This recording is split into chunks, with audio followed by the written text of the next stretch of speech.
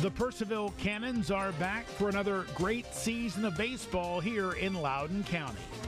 Cannons Baseball is brought to you in part by IBEW Local Number 26, International Brotherhood of Electrical Workers, Bank of Clark, the Purcellville Pub, Catoctin Creek Distilling Company, Lava Technology Services, Valley Drilling, Valley Energy, Skinner Law Firm, Auto Stop Elite, Athenian Company Luxury Hair Lounge, Backflow Technology, Virginia Citizens Armory, DCF Contracting, Caseco, Merit Restorations,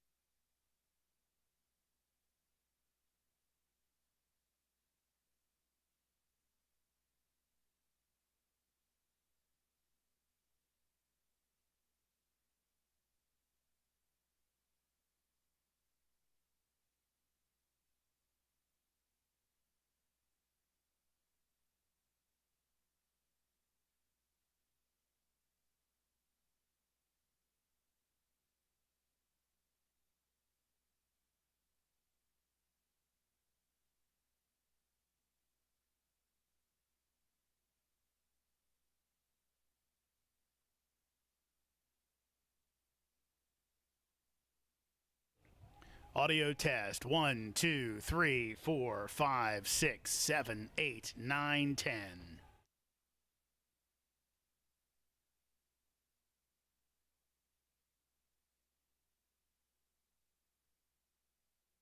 Which has been leading type 2 diabetes for growth Now. for over 16 years.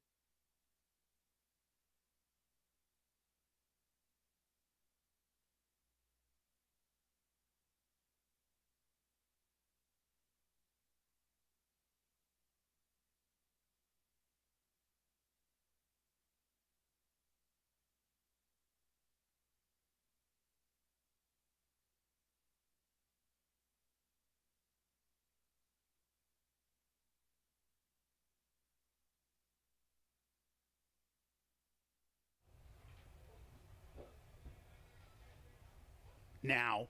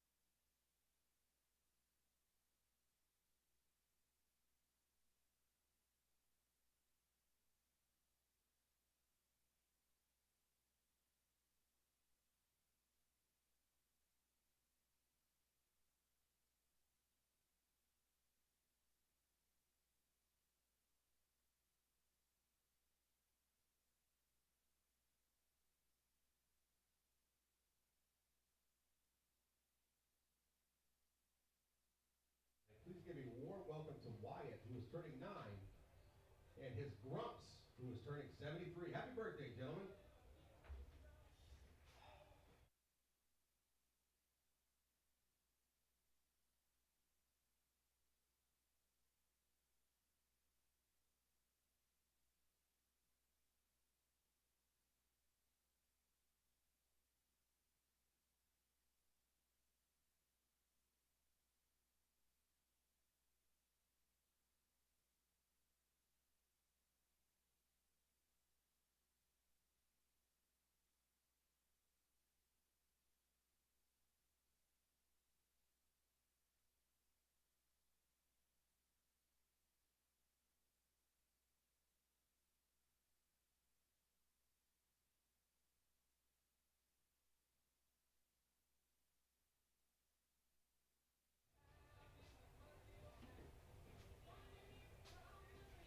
Handshake.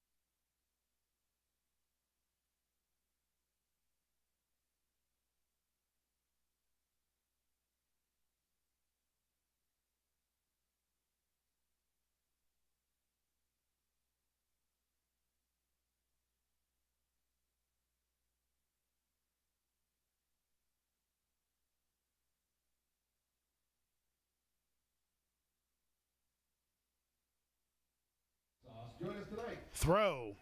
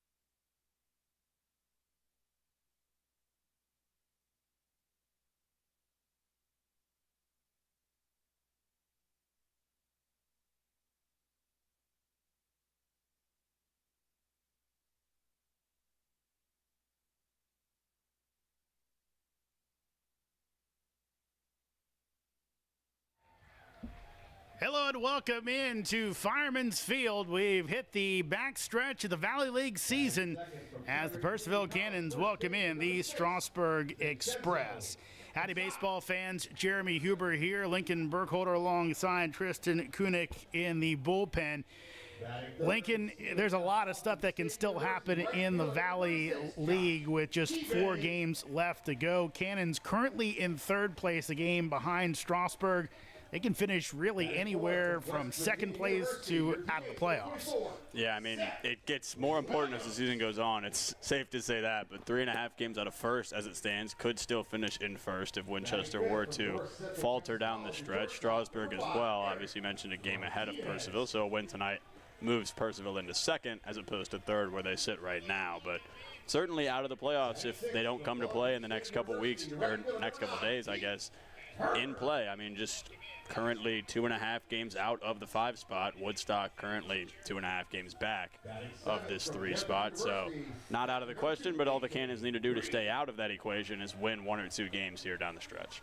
And really, as early as tonight, the Cannons could clinch a playoff spot as Winchester and Woodstock were wrapping up the completion of a suspended game tonight, followed by their regularly scheduled game. If the River Bandits were to drop both of those games, Cannons beat Strasburg, Cannons would clinch a playoff spot, so a lot still left to play for. But right now, this is a Cannons team, Lincoln, that is really struggling when it comes to players. Had a lot of guys be done for the season, some key injuries as well. So right now, Brett Ridge Fuller kind of keeping this one together with spit and baling wire. Yeah, I mean, you just got to get whoever on the field that's ready to play and ready to perform. They're 3-7 in their last 10. They need to win no more than right now. And for what it's worth, Woodstock up 1-0 in the 7th right now in Winchester. Let's flip it over to our PA announcer as we bring you our national anthem. Frequently performed standard brass quintet instrumentation, 2 trumpets, a French horn, a trombone, and a tuba. Their repertoire spans a wide variety of musical styles ranging from Renaissance and Baroque pieces to Broadway show tunes. They frequently perform community events, local wonders, and civic gatherings throughout the Loudoun County area. Throughout Please welcome John Paganelli on trumpet, Isaac Bencourt on trumpet, Pam Masite on French horn, Paul Westmoreland on trombone, and Rick Benet on the tuba. Ladies and gentlemen, the Loudon Brass Quintet. The Loudon Brass Quintet.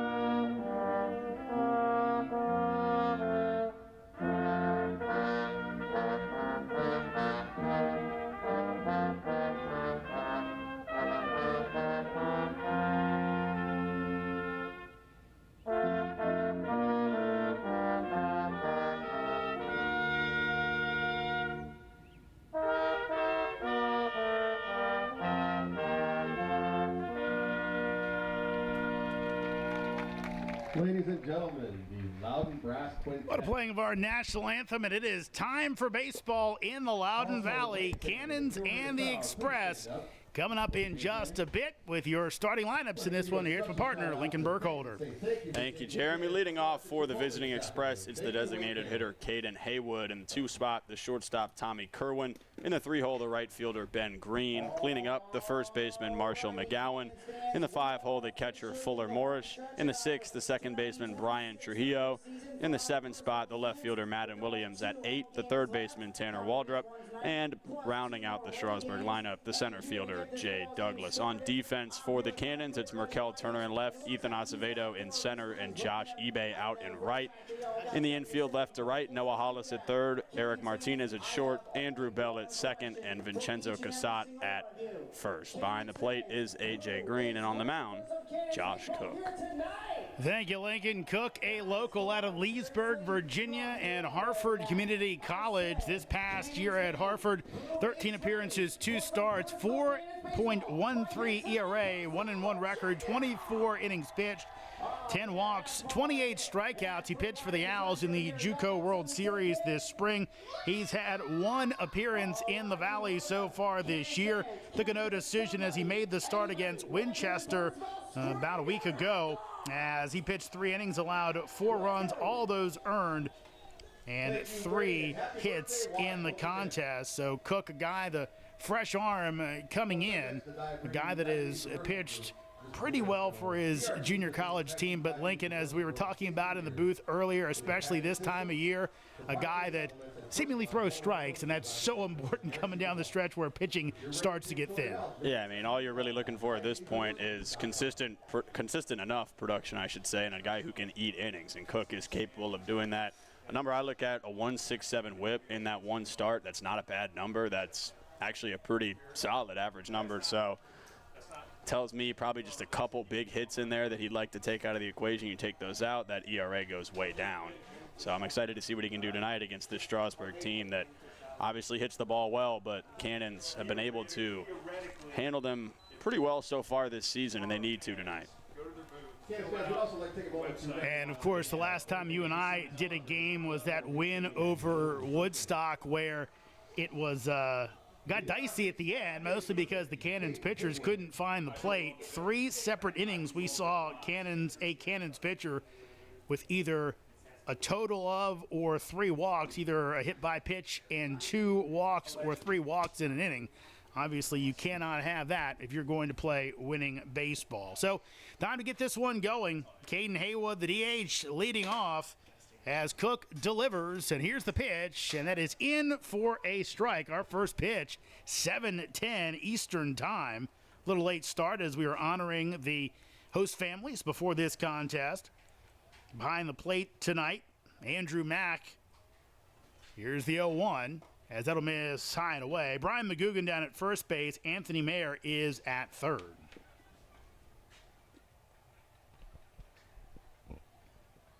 Again, Cook with that experience pitching for Hartford, the Owls. Had a few players with the Cannons over the years, but made it to the JUCO World Series. Here is the 1-1. That'll miss away for ball 2.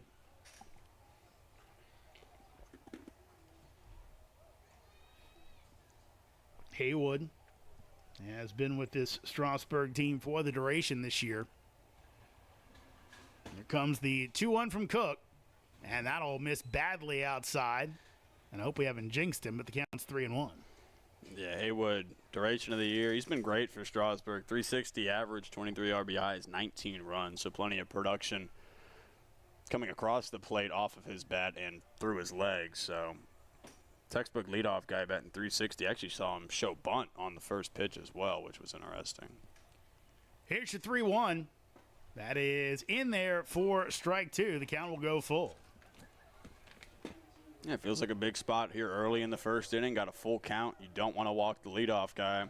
Got to make him do damage himself. So find a way to put this over the plate. Make Haywood go after it. Here's your 3-2 pitch. That'll be skied out to right field and out of play as eBay gives chase.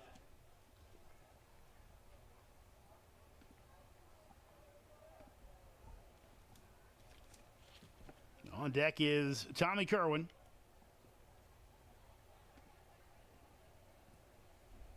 Cook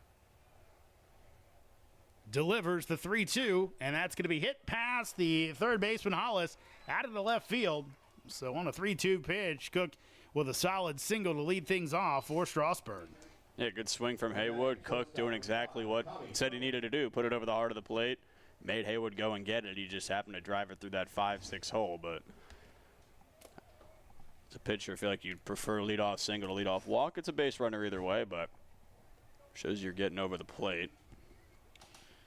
Here's the lefty swinging Tommy Kerwin, hitting .345 in his 22 games this year as Kerwin takes one at the knees for a strike.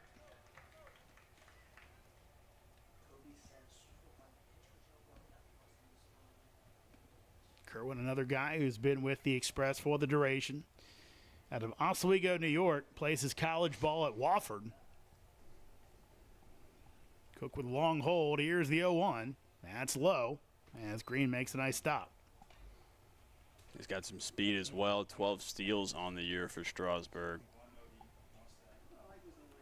A.J. Green behind the plate. I'll pass along some good news. Cannon's assistant Kobe White just got a job with the Memphis baseball program, so they'll be seeing a lot of each other coming up.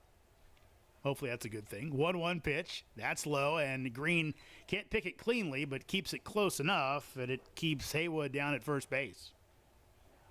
That'll be fun. Might have to go out, catch a Memphis baseball game, watch the guys there.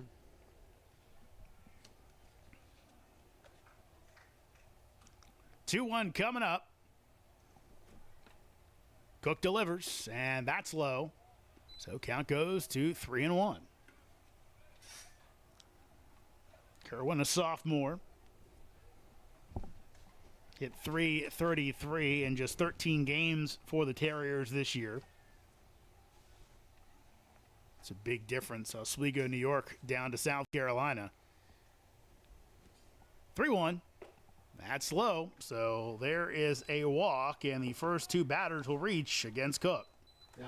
Not the ideal start here against this Strasburg offense. They likely the best offense in the Valley. I mean, you could argue, but second in batting average, that's just behind the Cannons, actually, and then third in on base and first in slugging, which we see regularly. And that's a big difference, as we discussed last time out.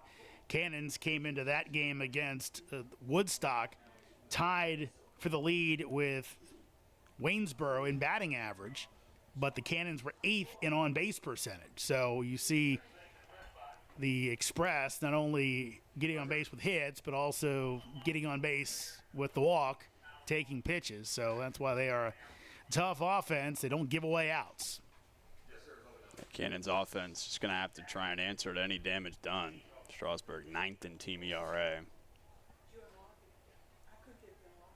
Here's Ben Green, as that's going to miss outside for ball 1.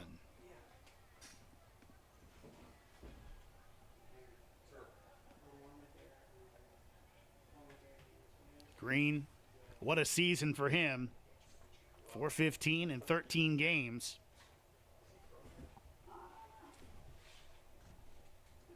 One homer, 9 RBI.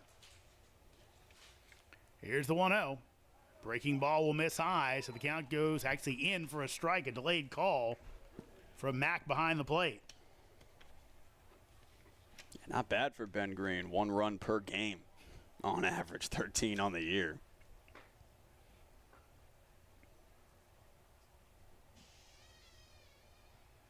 Long hold again. Here's the 1-1. Breaking ball, that will be in for a strike. So count goes to 1-2. Big hitter in this first inning. Hasn't been ahead yet. He's ahead now. You need this pitch. Got to execute whatever your best pitch is. Try and get that swing and miss or a rollover. 1-2. That's going to skip away, and both runners will advance. So trying to get the put-away pitch. Instead, puts 2 in scoring position. And we've seen that before. That's really important to try and keep those 2 runners back there, especially against the Strasburg team that will take the productive out. Instead, 2 men that can score on a base hit. So counts at 2-2. Nobody out here in the top of the first. Runners at second and third for Strasburg. Here's the 2-2. That's low, and the counts will go full.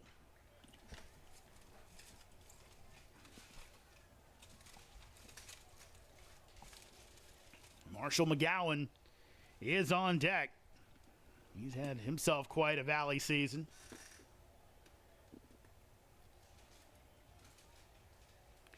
Payoff pitch, and that's will be stopped.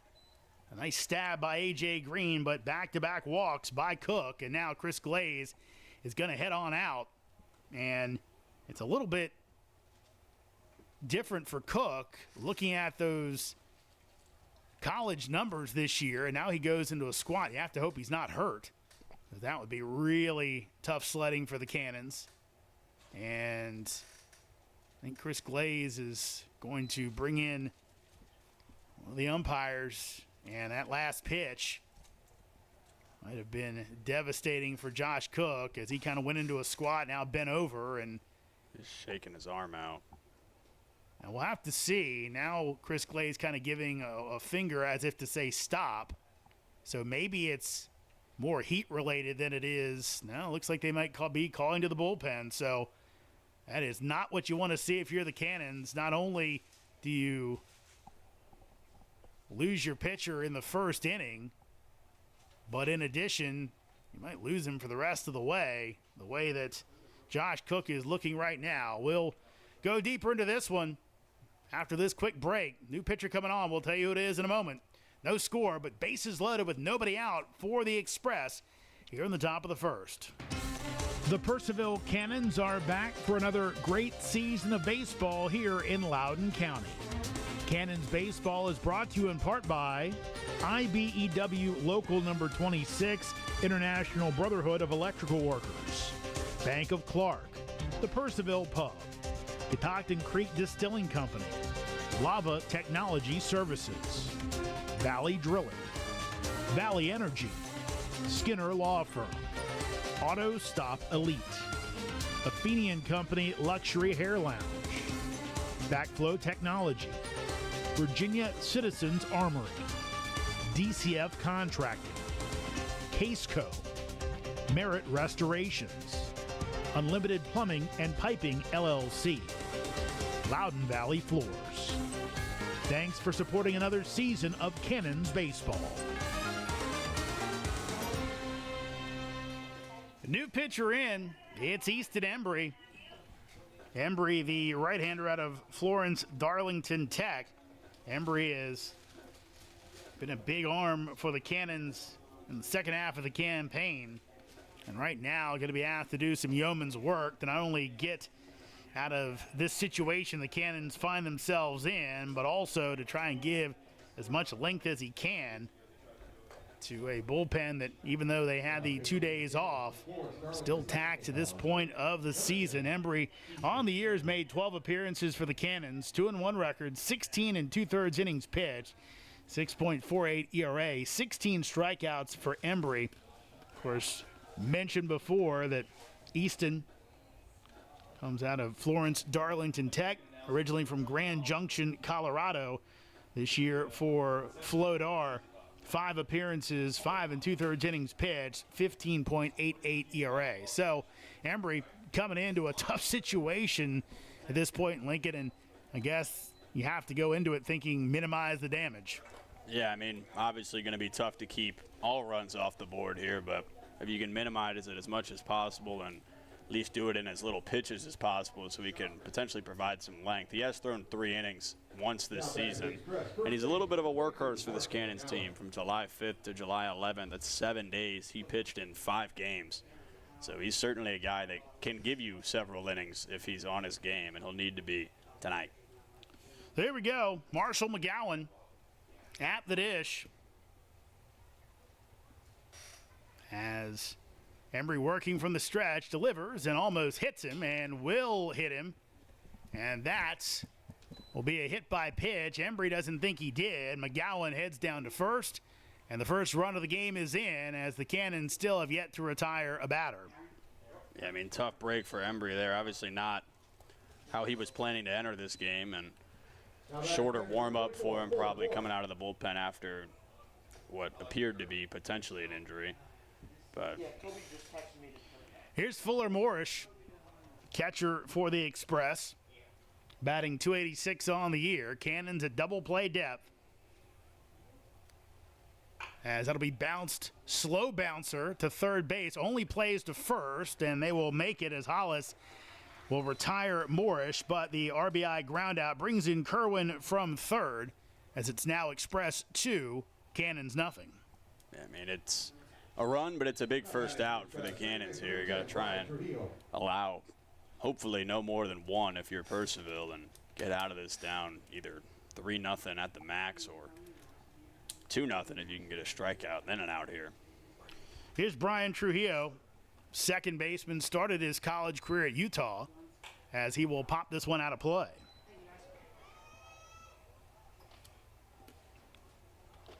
Trujillo, late season addition for this Express team. Headed to Eastern Kentucky in the fall. Spent 2026 with Golden West Community College. Here's the 0-1.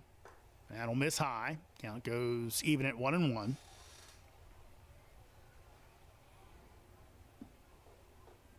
Green at third. McGowan down at second. First base open for Trujillo. Embry delivers. That's going to be rocked out into center field. It's down for a base hit. 1 run in. Get it in quickly to second base, but that will be a 2-run single for Brian Trujillo. And the Express explode out of the gate. They lead the Cannons 4-0. Now batting left fielder number 46. Yeah, good piece of hitting from Trujillo. Just drove it out into the gap, found the pitch that he wanted, and took advantage of it. That's why it's so dangerous to walk batters. All it takes is one well-timed hit, and you're staring at a 4 spot. Here's Madden Williams, left fielder tonight, as he will take outside for a ball. Williams from Samford, hails from Nashville, Tennessee.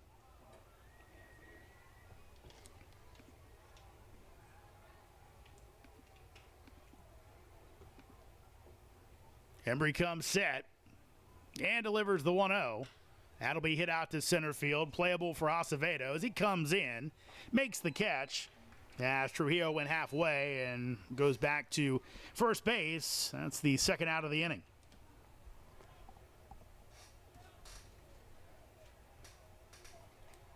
Now batting third baseman number 20, Tanner Waldrop. Here's Tanner Waldrop.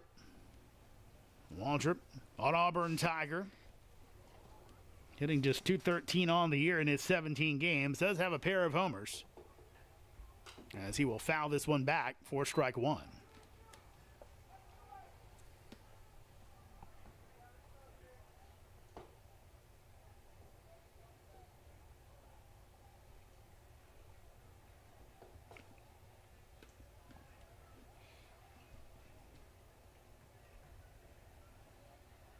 Embry's 0-1. That'll miss outside. Evens up the count.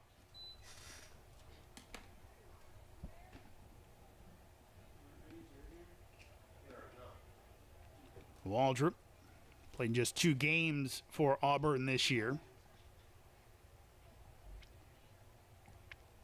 Here's your 1-1. That's fouled off to the left side and count it 1-2.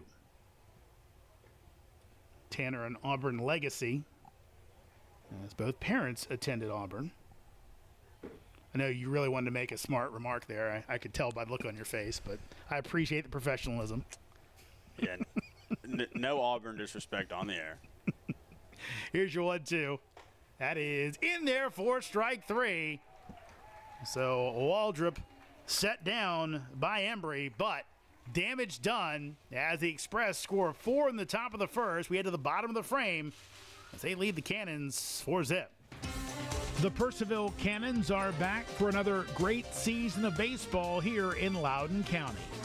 Cannons baseball is brought to you in part by IBEW Local Number 26, International Brotherhood of Electrical Workers, Bank of Clark, the Purcellville Pub, Catoctin Creek Distilling Company, Lava Technology Services, Valley Drilling, Valley Energy, Skinner Law Firm, Auto Stop Elite, Athenian Company Luxury Hair Lounge, Backflow Technology, Virginia Citizens Armory, DCF Contracting, Caseco, Merit Restorations, Unlimited Plumbing and Piping LLC, Loudoun Valley Floors. Thanks for supporting another season of Cannons baseball. Welcome back to Fireman's Field. Express up on the Cannons 4-0 to bring you the Cannons batting order. Here's Lincoln. Leading off for the Cannons tonight, the center fielder Ethan Acevedo. Behind him in the 2 spot is Vincenzo Casat. Batting third, Josh Ebay. Cleaning up is Seth Williams. He's the DH tonight. In the 5 spot, Eric Martinez. Batting 6th, Merkel Turner. At 7 is A.J. Green. In the 8 is Noah Hollis. And rounding out the Cannons order, in the 9 spot is Andrew Bell. On the hill for the Express tonight, it'll be Charlie Hogan. Hogan, a right-hander, as he will look to use this 4-run lead to his advantage. Hogan headed to Norfolk State University after a junior college run. 6 foot, 185-pound right-hander from Virginia Beach, Virginia. Hogan, 2 appearances, 2 starts, 0-1 record, 3.2 innings pitched, 17.18 ERA, and 4 Ks on the season. So Hogan will look to take advantage of this good lead. Previously was at Richard Bland College.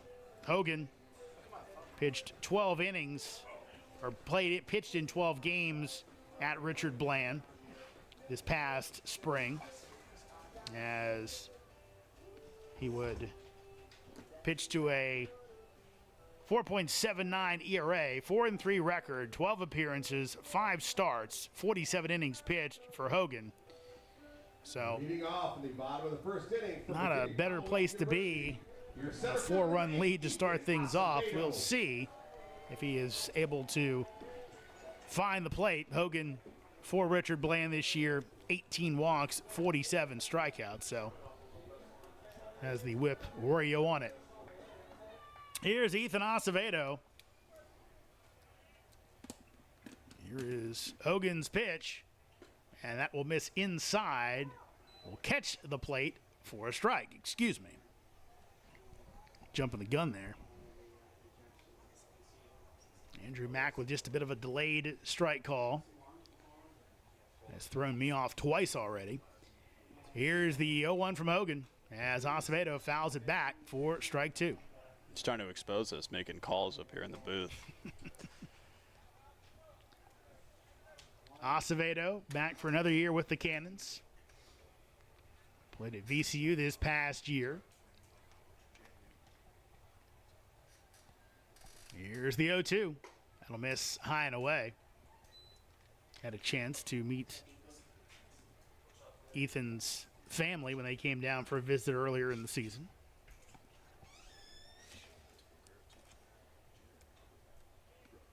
One, two. Acevedo pops this one up to the left side. It's out of play, so we'll do it again. Ethan out of Monroe, New York, and Iona Prep. Spent time at Indian Hills Community College, Coppin State, and VCU this past year. Of course, the Rams won the A-10 tournament just down the road in Tyson's Corner. Here's your 1-2 again as Acevedo takes low for a ball.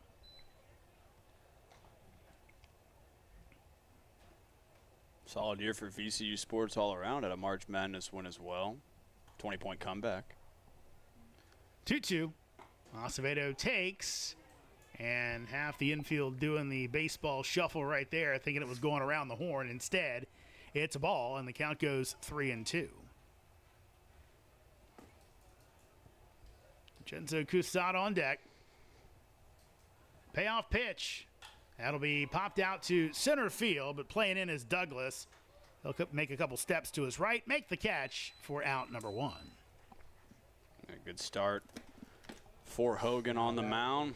Golden night for him, just going to be limiting the contact. He's allowed 7 hits in the 3.2 innings that he's pitched this year. That's been his primary issue. He struck out more batters than he's walked, so it's just the .412 opponent batting average that he'd love to see go down, and that's a good start for it here tonight. Here's Cusat, who will take inside for a ball. Vincenzo, I believe, still in the portal. Still looking for a home, of course. Boy, what a season he had for Frederick Community College. Another team that made the JUCO World Series. Here's the 1-0. That will break in for a strike. And you know, talk about it, Lincoln, where opportunity can come up at any time. With the Cannons losing some of the players they have. Here's the 1-1. Cusat will bounce one to the right side, gloved by Trujillo, throws on the run and gets Vincenzo for out number 2, but getting a chance to play some first base. Show we can do in the infield with some key Cannons out. Yeah, and I mean, he's been obviously just grounded out there, but he's been great at the plate all year long for the Cannons too, in addition to his season at Frederick this past year. He's got a .368 average, 21 RBIs. He's hit 3 bombs. I mean, this is a guy with also 6 doubles and a triple on the year, so arguably the best hitter in the Cannons lineup in 2026. Here's Josh Ebay, who will take on the outside corner for a strike. Ebay, the former Strasburg Express. Is that how you would say that? I guess it's kind of like Miami Heat, you know? Yeah, I think Express is plural. Yeah. Here's your 0-1. That'll be bounced to the left side. Tough play as Kerwin over, and he makes the play deep in the hole. Goes Kerwin to throw out Ebay for the 3rd out of the inning. Cannons go 1-2-3. After 1, the Express up on Purcellville 4-0. The Purcellville Cannons are back for another great season of baseball here in Loudoun County. Cannons baseball is brought to you in part by IBEW Local Number 26, International Brotherhood of Electrical Workers, Bank of Clark, the Purcellville Pub, Catoctin Creek Distilling Company, Lava Technology Services, Valley Drilling, Valley Energy, Skinner Law Firm, Auto Stop Elite, Athenian Company Luxury Hair Lounge, Backflow Technology, Virginia Citizens Armory, DCF Contracting, Caseco, Merit Restorations, Unlimited Plumbing and Piping LLC, Loudoun Valley Floors. Thanks for supporting another season of Cannons baseball.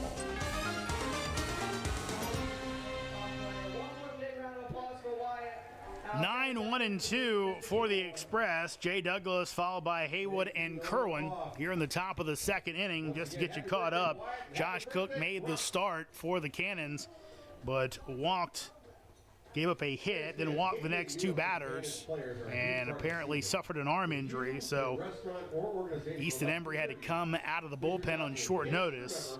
Embry hit the first batter he saw, would give up a RBI ground outs after that, and then the two-run single to Trujillo before retiring the next two batters. So hopefully Embry can keep up that latter part of the pace and get through this Strasburg lineup. Though it's funny, looking at some scores last night, you can tell the pitching is starting to get out of whack. Saw some big offensive numbers put up. I mean, we saw it just here at Fireman's Field late last week. It was 12-9 was the final between Purcellville and Woodstock here. Start to see some of those numbers as the year goes on. Here's Jay Douglas as he will take high for a ball. I mean, talking about some of those numbers. Newmarket and Front Royal played a pretty conservative game as the Rebels beat the Cardinals last night 5-2. But the other scores, here's the 1-0, as that will be in for a strike. Harrisonburg beat Culpeper in 5 innings, 15-0. In 8 innings, Stanton over Covington, 25-11. That's not a real score. Here's the 1-1. That will hit Douglas. And again, Embry unhappy. That's the second batter he's hit tonight. So not the way you want to start it off. As the top of the order and Haywood coming up. Now batting for the Express. Two close hit by pitches. I mean, he did pitch fairly well to end last inning. Obviously the 4 runs came in, but other than the unfortunate hit by pitch and the 1 base hit, he was clean. As that'll miss low and away for ball 1. 25-11. Yep. No pitching, man. Lots of offense. Yeah. Here's the 1-0. That's going to miss. Count goes 2-0. In that contest, Lumberjack pitchers walked 12 batters. Also, did not hit any batters. 20 hits for Stanton. 2-0 pitch. That's going to miss high, and now Embry can't find the plate. As the count goes 3-0. That included a 15-run third inning. Yep. 8 in the 5th. And, you know, we kind of saw some of this early in the college baseball season, as that's going to miss high. So a 4-pitch walk given up to Haywood. Yeah, not the start Embry was looking for here in the second inning. He's looking to carry over after that strikeout to end the top of the first, but hit by pitch and a walk, and there's 2 runners on for the heart of the Strasburg order. Right now, Brett Fuller extremely frustrated, just wants someone to throw the ball over the plate. Too many free passes as here comes Kerwin. Walked his first time up, would come around to score as Embry is high with the ball. So lefty warming in the Cannons bullpen.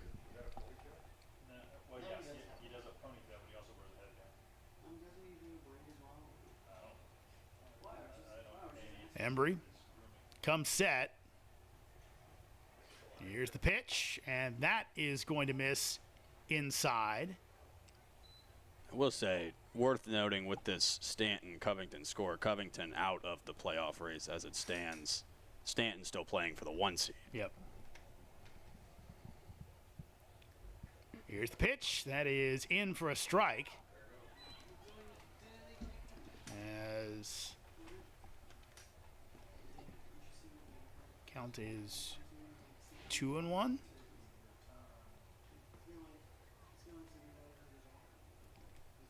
Embry delivers. Breaking ball. That's in for strike 2. It's a big spot for him to settle down here after the 5 balls to start the inning, one of which obviously hit Jay Douglas, but 2-2 count. Got to find a way to close this one out. Embry checks the runner and comes home with a 2-2. That's going to be hit to second base. Bell over. Only play is first, and he makes it as Kerwin moves the runners along. Now Haywood at second base, Douglas at third, and 1 out here in the top of the second as here comes Ben Green. Productive out for Kerwin, but if you're the Cannons, you'll take him any way you can get him right now.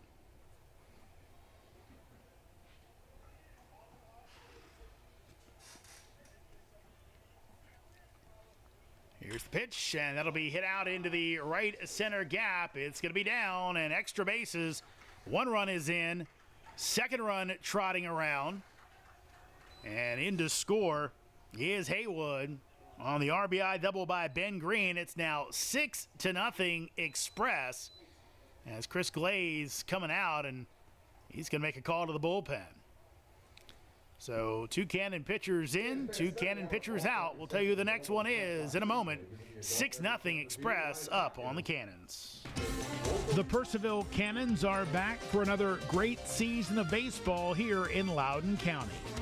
Cannons baseball is brought to you in part by IBEW Local Number 26, International Brotherhood of Electrical Workers, Bank of Clark, the Purcellville Pub, Catoctin Creek Distilling Company, Lava Technology Services, Valley Drilling, Valley Energy, Skinner Law Firm, Auto Stop Elite, Athenian Company Luxury Hair Lounge, Backflow Technology, Virginia Citizens Armory, DCF Contracting, Caseco, Merit Restorations, Unlimited Plumbing and Piping LLC, Loudoun Valley Floors.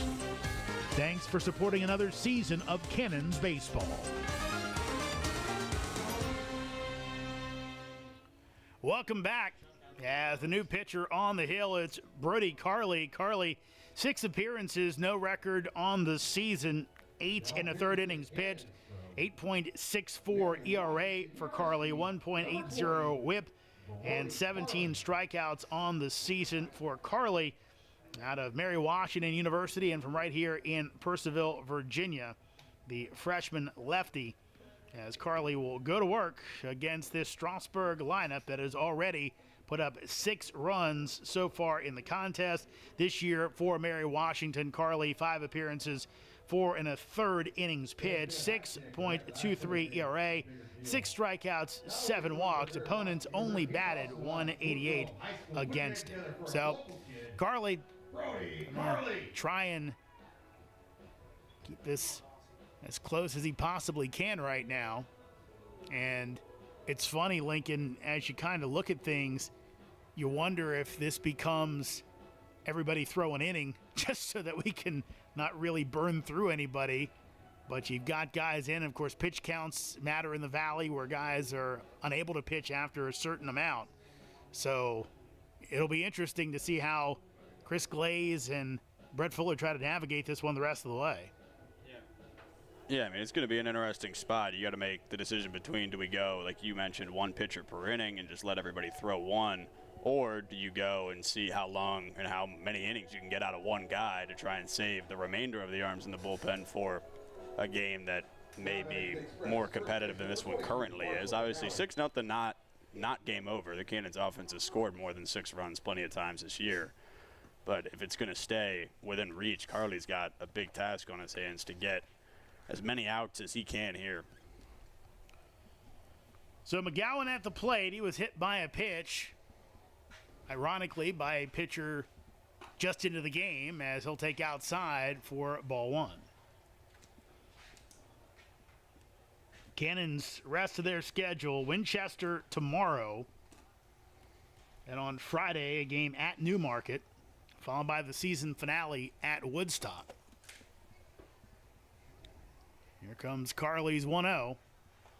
That breaking ball will catch the plate for strike 1.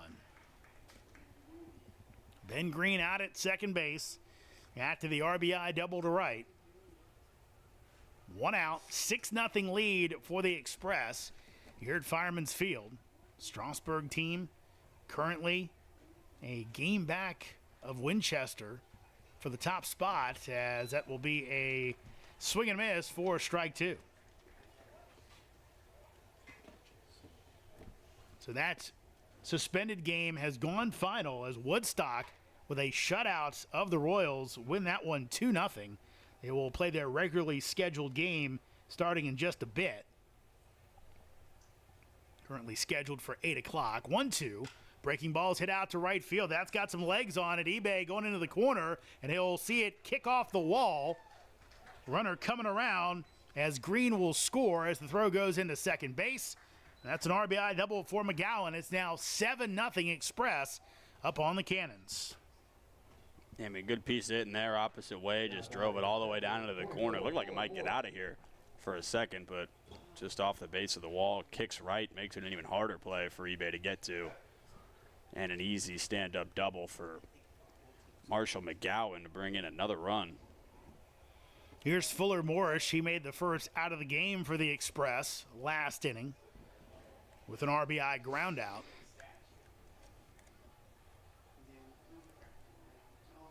McGowan takes the lead out at second base. Here's the pitch, as that is in for a strike. Elsewhere on the Valley scoreboard tonight, games really of note for the Cannons. Just one other one. Newmarket and Front Royal tied at 1 in the third.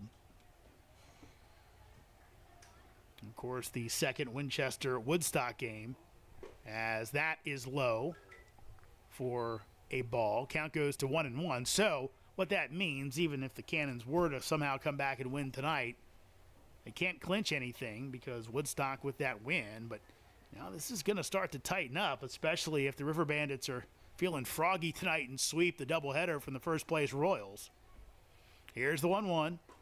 That'll miss inside. Yeah, that's what I was about to get into. Cannons, if they do drop this game, Woodstock would move to just a game back, including the win that they had already today. And if they were to win again tonight, that's half a game back of the Cannons potentially being out of a playoff spot if Newmarket wins as well against Front Royal. Here's your 2-1. That'll miss outside. Count goes 3-1. And don't forget about Strasburg in all this. They're currently at 17-15. Winchester, if they drop another one tonight, they'll be a game and a half back by the time it's all said and done. Actually, a full game back. Here's the 3-1 pitch as that breaks in for a strike. Trying to do math on the fly, never my strength. Not mine either, but especially with all the half games and whatnot. But Woodstock, I mean, they're playing like they want a spot in the race. They're 7-3 in their last 10. Again, that Woodstock team, their makeup, not a lot of big name schools there, but a lot of guys with something to prove, and they're playing like it right now. 3-2, runner goes. That'll be a swing and a miss. Throw down to third base. It's thrown away as Hollis couldn't make the catch. It was off the bag from Green, and in from third is McGowan. It's now 8-0 Express up on the Cannons. Yeah, that's the last thing you want to see if you're Purcellville. Had the strikeout. Runner on third doesn't really mean too much unless you give up a hit anyway. I'm not sure what Strasburg's. Now they're sending him back to second base. Oh, yeah. Are they going to say interference on? Well, that doesn't make sense because they would. If they were saying batter interference, he'd be out at third base, right? I believe so.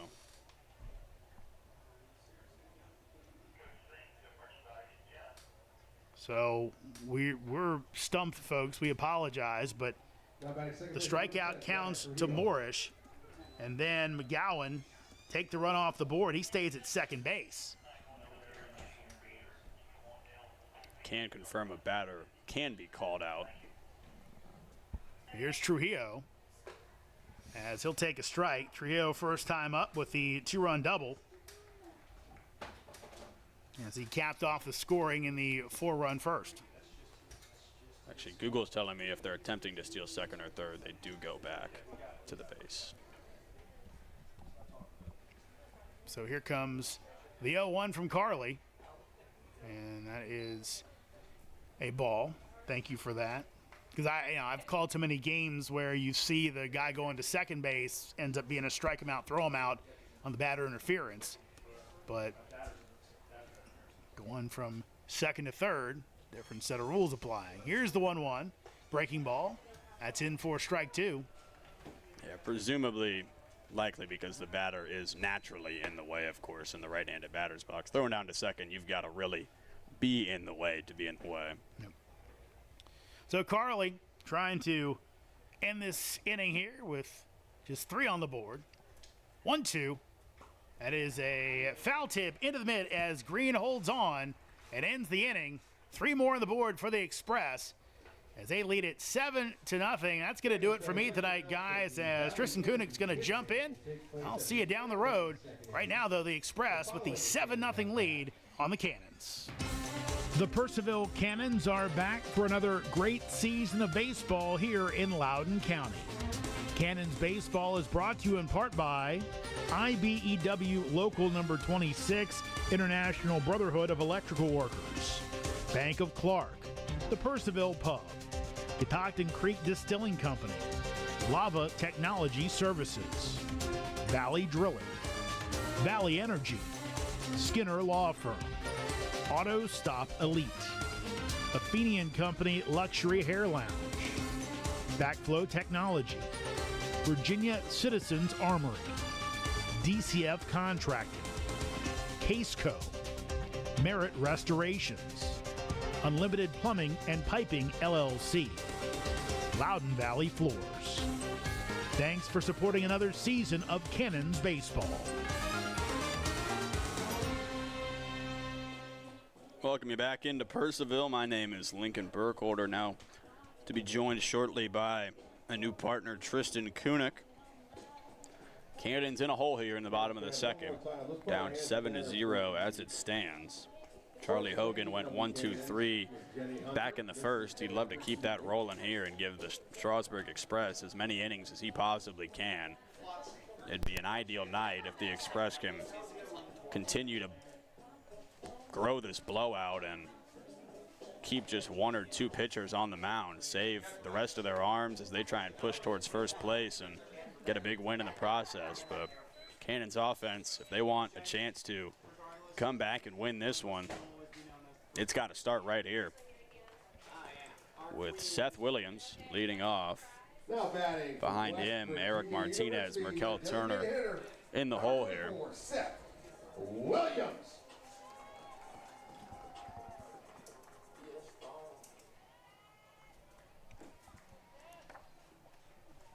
Charlie Hogan gets set on the mound. Here's the pitch. First pitch to Williams.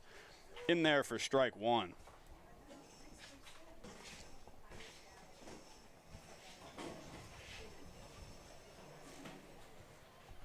A 1 pitch on the way. Swung on and missed, and it's quickly 0-2 now to Williams at the plate. Welcome in, Tristan. Thank you, Lincoln. And finished getting everything set up. Quick transition with a minute commercial. Yeah, tight window there. 0-2 pitch outside, and it's 1-2 now to Williams.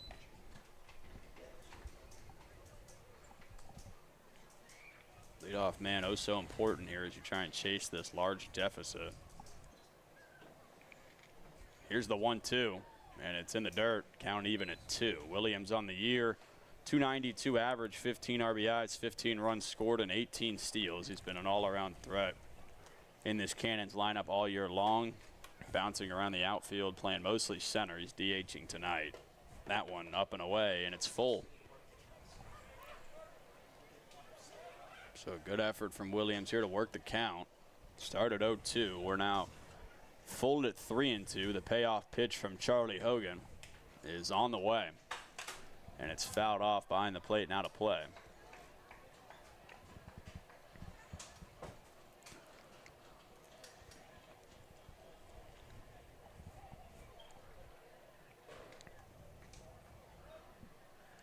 Martinez on deck. Another payoff pitch on the way to Seth Williams, and that is gonna miss. Ball 4.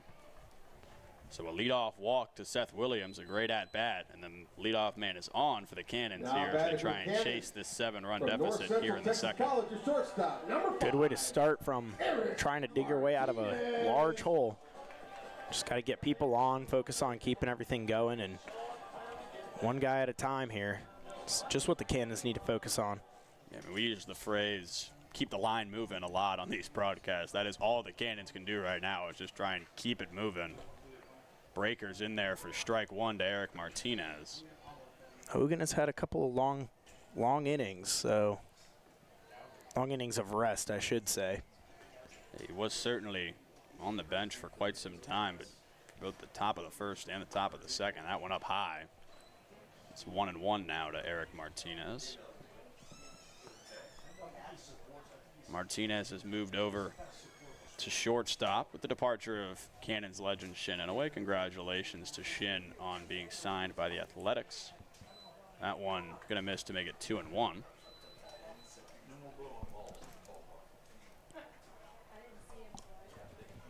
Excuse me, I was actually strike. Got fooled. Jeremy got fooled twice. Now I've been fooled once. 1-2 count. Pitch is in there. Strike three called. Eric Martinez disagrees, but he'll head back to the dugout, and it's one out for Strasburg. Just caught under the letters on Martinez there. As you said, he didn't like the call, but what the ump says goes, and good pitch by Hogan there to retire Martinez after the leadoff walk. Yeah, and I mean, you can dislike it as a hitter, but two-strike count, got to protect there. That's a pitch. It's close. Feel like you got to swing at that one. Williams still on first. It's now Merkel Turner as he waves at the first pitch for strike one. AJ Green's on deck.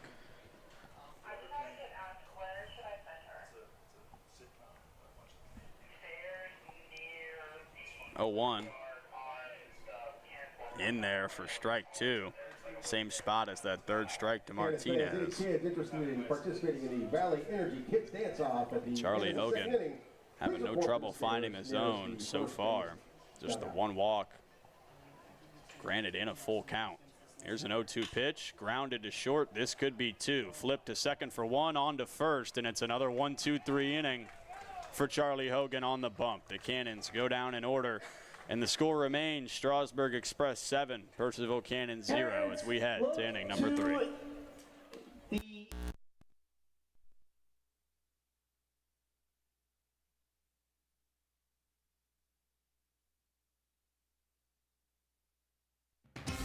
The Purcellville Cannons are back for another great season of baseball here in Loudoun County. Cannons baseball is brought to you in part by IBEW Local Number 26, International Brotherhood of Electrical Workers, Bank of Clark, the Purcellville Pub, Catoctin Creek Distilling Company, Lava Technology Services, Valley Drilling, Valley Energy, Skinner Law Firm, Auto Stop Elite, Athenian Company Luxury Hair Lounge, Backflow Technology, Virginia Citizens Armory, DCF Contracting, Caseco, Merit Restorations, Unlimited Plumbing and Piping LLC, Loudoun Valley Floors.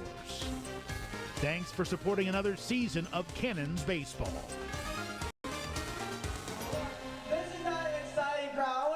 Welcome you back into Purcellville. 7-0 Strasburg as we get set here for the third inning of play at Fireman's Field. Brody Carley remains on the mound. He had a great end of the previous inning. Gave up one RBI double, but then struck out Fuller Morris and Brian Trujillo to get out of the inning.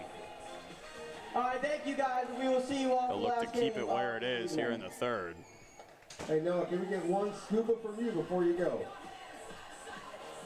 Yeah, Carly had a really great first inning of work there.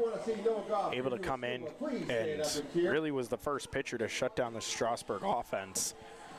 You're going to need a little bit more from him if you're looking for a chance to get out of this. He'll get Madden Williams, Tanner Waldrop, and Jay Douglas here to start the third. 7, 8, 9 in the order. Number 46, Madden Williams.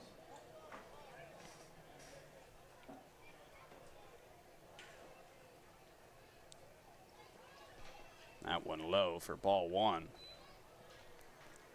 In between pitches, give some shout outs to some Cannons drafted this year. Former Cannon Kyle Johnson from 2024 to the Rays. As Carly deals the 1-0. That one's outside to make it 2-0. Also had Carlos Sanchez from 2025 drafted to the Orioles.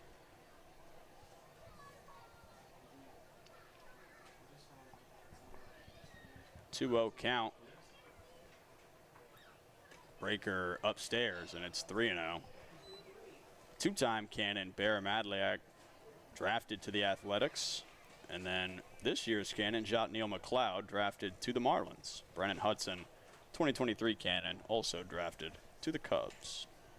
And then the aforementioned Shininoue. 3-0 pitch. That one way up and out, and it's a 4-pitch walk to start this third inning. Definitely not what you're looking for if you're Purcellville. Ken just can't find that first batter out.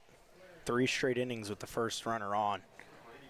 And that's always spelling trouble. Yeah, 3 different ways of getting on as well. Base hit in the first, hit by pitch in the second, and a walk in the third. That breaker nasty and in there for strike 1 to Tanner Waldrop. Carly certainly capable of picking up strikeouts, and he'd love to get 1 or 2 here with the leadoff man on. We'll see if Strasburg does anything with him. 0-1 pitch on the way, and that is in there for strike 2. So an 0-2 count to start Tanner Waldrop. It's Jay Douglas on deck. Waldrop struck out looking his first time up. Carly kicks and deals. Breaker nearly gets a piece of him, but it does not, thankfully, and it will stay a 2-strike count, 1-2 now.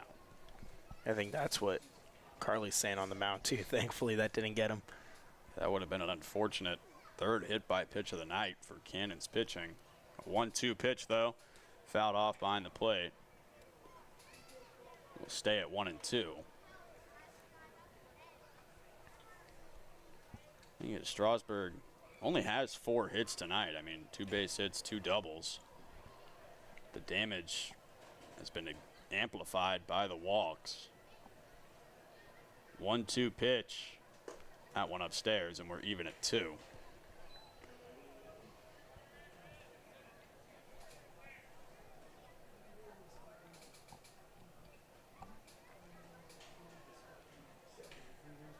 So a 2-2 on the way from Brody Carly. And it's fouled off back towards us once again. It will remain 2-2.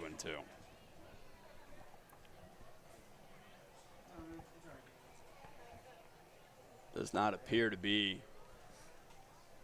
any current movement in the Cannons bullpen. Don't believe there is. So Carly gonna have to do the job, and that's a swing and a miss for strike 3. A nasty breaker gets Waldrop to chase, and Carly's got the first out here in the third. That pitch will do the job, that's for sure. Like you said, that pitch just going from 12 to 6, dropping off the table. Not much you could do with that as Waldrop. Yeah, I mean, lefty. You mentioned the 12-6 drop. That one, if you're swinging at it, probably not going to be able to make contact. First pitch on the way to Douglas is upstairs for ball 1. And if you do make contact, there's not much you're doing with it either way. Yeah, hopefully fouling it off, probably. Yeah, best bet there would be to foul it off. If you put it in play, it's probably a ground out to short infield. There's a 1-0 pitch. That is in there on the inside edge for strike 1. Count even at 1-1. Douglas was hit by a pitch his first time up. Came around to score on the 2 RBI double from Ben Green. And a 1-1 pitch on the way to him now, and we will have to wait on it as Carly checks over on Madden Williams at first, back safely.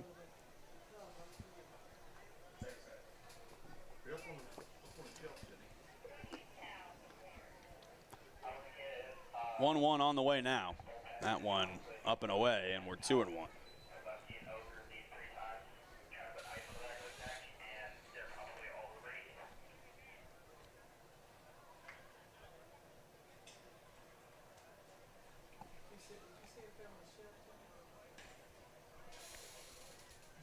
Williams takes his lead, now the 2-1, and swing and a miss at the high pitch from Carly, and it is 2-2 now to Jay Douglas at the plate. More updates around the Valley. Covington leading Waynesboro 2-0 in the second. Charlottesville up on Culpeper 2-0 in the fifth. Here's the 2-2, swung on and missed for strike number 3. So back-to-back swinging strikeouts for Brody Carly, and a good bounce back after the leadoff walk. 2 away in the third. Correct me if I'm wrong, but I believe he's had 4 outs, and all 4 of them have been strikeouts. You would be correct. 4 strikeouts swinging for Brody Carly. The other 2 batters he's faced were the double and the walk to Madden Williams. Here's Caden Haywood with 2 gone in the inning. Breaker in there for strike 1. That thing has a lot of movement on it.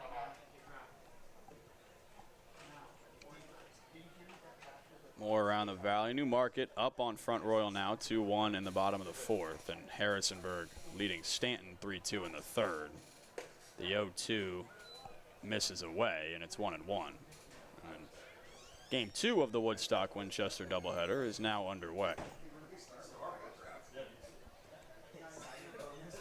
So we'll keep an eye on that one as this game progresses. 1-1 pitch, fouled off.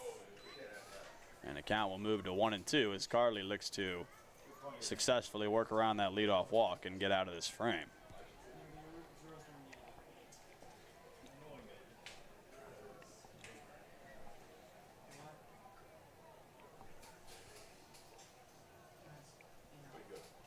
One-two pitch, 2 outs in the top of the 3rd.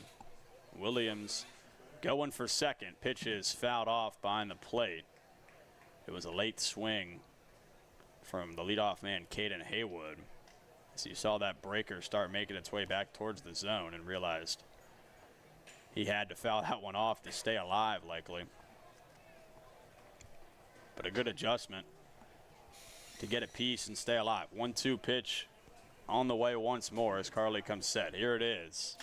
And that one lined out into right field high in the air. eBay making his way over to it, and he will make the grab. So the leadoff walk, no damage comes of it, and it's the first shutout inning for Cannon's pitching tonight as Brody Carly picks up his first non-strikeout out. Remains Strasburg 7, Purcellville 0 as we head to the home half here in the 3rd inning. Brendan Hudson, Cannon's 2023.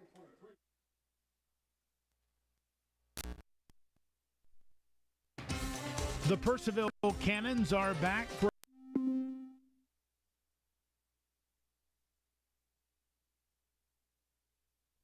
by IBEW Local Number 26, International Brotherhood of Electrical Workers, Bank of Clark, the Purcellville Pub, Catoctin Creek Distilling Company, Lava Technology Services, Valley Drilling, Valley Energy, Skinner Law Firm, Auto Stop Elite, Athenian Company Luxury Hair Lounge, Backflow Technology, Virginia Citizens Armory, DCF Contracting, Caseco, Merit Restorations, Unlimited Plumbing and Piping LLC, Loudoun Valley Floors. Thanks for supporting another season of Cannons Baseball. Welcome you back into Purcellville. 7-0 Strasburg lead as Charlie Hogan retakes the mound for the Express. His 3rd inning of work coming up. He's gone 1, 2, 3 in each of the first 2. He's allowed just 1 base runner to this point. It was the full count walk to Seth Williams. Aside from that, he's been perfect.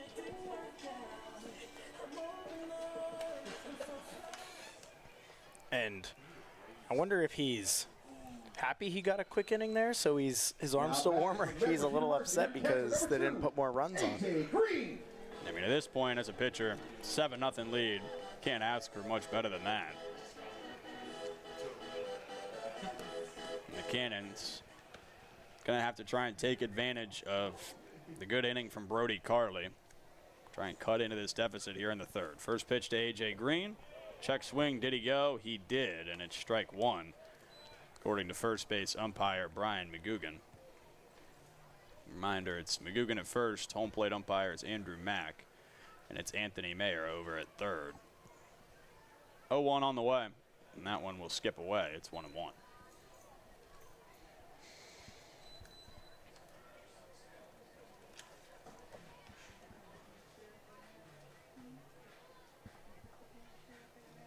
A 1-1 count to A.J. Green, the catcher out of Memphis.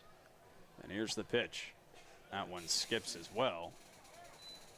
Good block from the catcher Morris. Looked like it might have got a piece of his hand as he shook it off there.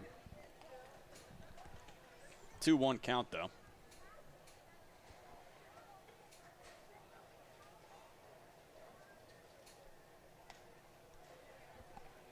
Hogan kicks and fires, and that one chopped off the plate and then into Green for a foul ball. Count moves to 2-2.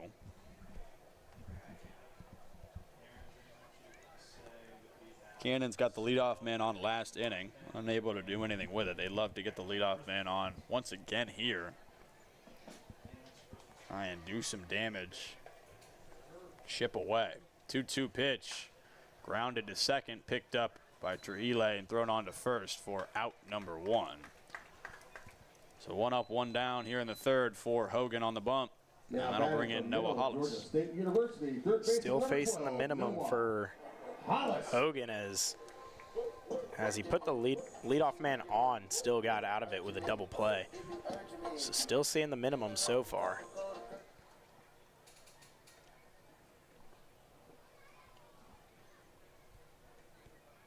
Here's the first pitch on the way, and in there for strike 1 to Noah Hollis, the second or the third baseman tonight. Excuse me. Out of Middle Georgia State University. 0-1 pitch. That one finds the zone as well, and it's quickly 0-2 to Hollis. Hollis just in his 5th game as a Cannon. Very late addition. 0-2 pitch. Swing and a miss. It's a nasty breaker from Charlie Hogan, and the dominance continues. Second strikeout of the night, and there's 2 gone here in the third. Put your hands together from Duke University, second baseman, number 13, Andrew Bell. So now Andrew Bell will stand in. Second baseman out of Duke University. Down in, I believe, Durham. Always lose track of where those North Carolina schools are. That one gonna miss for ball 1 outside of obviously UNC Chapel Hill. Well, UNC Charlotte, I would imagine, is in Charlotte. Yeah, that's a good one too. They're definitely in Charlotte. 1-0 pitch. That one low, and it's 2-0. The only other one I know is shout out to my college roommate who goes to Campbell. That's in Raleigh. But they're all pretty close together. Hence the extra bit of rivalries down there. 2-0 pitch. That one will find the zone at the bottom, and it's 2-1. I think I just discovered Duke was in North Carolina. I mean, more than a couple years ago, but no more than probably 5 years ago. I mean, it doesn't say it anywhere in the name, unlike essentially every other North Carolina school. That one in there as well, and it's 2-2. I guess the only other one that doesn't say it would be Campbell. That in Clemson.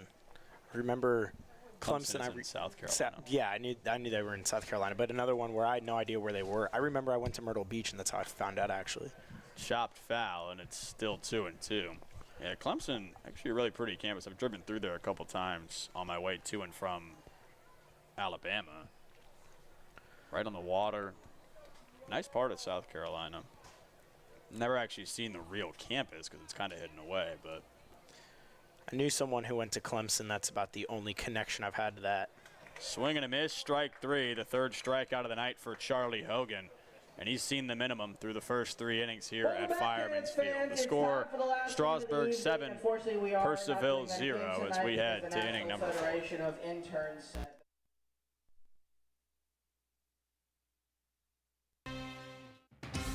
The Purcellville Cannons are back for another great season of baseball here in Loudoun County.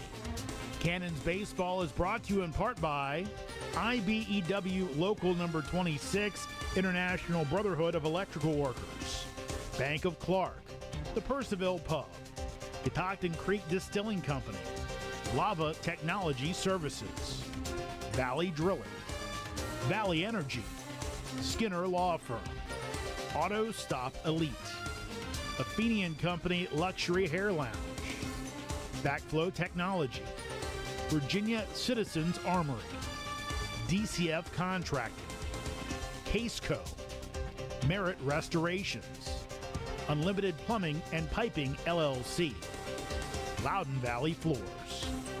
Thanks for supporting another season of Cannons Baseball. Welcome back into Purcellville.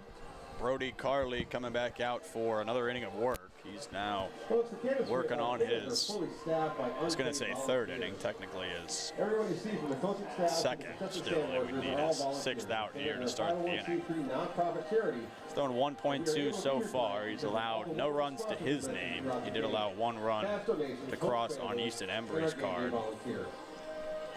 The final lines for the first two Cannons pitchers of the night, Josh Cook, who unfortunately left injured. Hope all is all right with him. Through 0 innings, 1 hit, 3 runs, 2 walks, no strikeouts. And then Easton Embry 1.1. 2 hits, 4 runs, 1 walk, 1 strikeout. Carley, to this point, has allowed just the 1 hit, that RBI double from Marshall McGowan back in the second. He's also walked a batter and struck out 4. So looking to keep that momentum going here in the fourth. It's Tommy Kerwin leading off, the shortstop for the Express. First pitch skips in the dirt for ball 1. Kerwin on the day, 0 for 1. He walked and scored back in the first. Grounded out to second his last time up.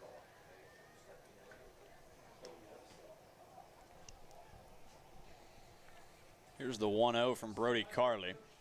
And it's popped up foul behind the plate and over our heads in the booth. Count moves to 1-1. Pretty decent crowd for the scorcher we had today. It was a hot one. I took the temperature down at the start of the game. I believe I have to flip the scorebook over to look. Here's the 1-1 over the head of Kerwin, and now 2-1. It was 93, feels like 97 at first pitch. I started sweating just walking from my car. Yeah, I was working at the golf course earlier today. It feels like 109 at 3 p.m. Here's the 2-1. That one upstairs, and it's 3-1. Yeah, we're also going to get some more interesting weather in the coming days with some wildfire smoke coming down from Canada. So that'll be interesting as far as baseball games go. 3-1 pitch. Breaker in there to run the count full. So 3-2 to Kerwin to start the fourth. With SiriusXM, one of the hosts that I was working with today is out in Washington, I believe, and they said it's already coming down their way. That one swung on and missed, and it's strikeout number 5 for Brody Carley. Actually foul tipped, but swinging strikeout nonetheless, and there's one out here in the fourth. Yeah, my girlfriend up on Long Island, she said smoke's getting kind of bad up there. So remember we saw it last summer. It was real bad. I think it was 2 summers ago where it really came down here. Yeah, I believe it was 2 summers ago. That was like 2 weeks. First pitch misses, 1-0 to Ben Green, but yeah, that was a time. Yeah, I remember I was working at a breakfast place, and in the morning I had to be in there at 6 a.m. and just go out, and it's nothing but smoke for, like you said, like 2 weeks straight. That one in there to make it 1-1. It looked like it was going to storm just all the time. Yeah, I remember walking my dog in it, and the air quality was, I definitely should not have been outside in retrospect, but it's also about 106 because of how much heat that stuff traps. 1-1 pitch, another breaker, that one misses away, and it's 2-1. Carley has, to this point, settled in nicely for the Cannons. It's been a big help in keeping this game at 7-0. 2-1 pitch. just misses off the inside edge, and it's 3-1.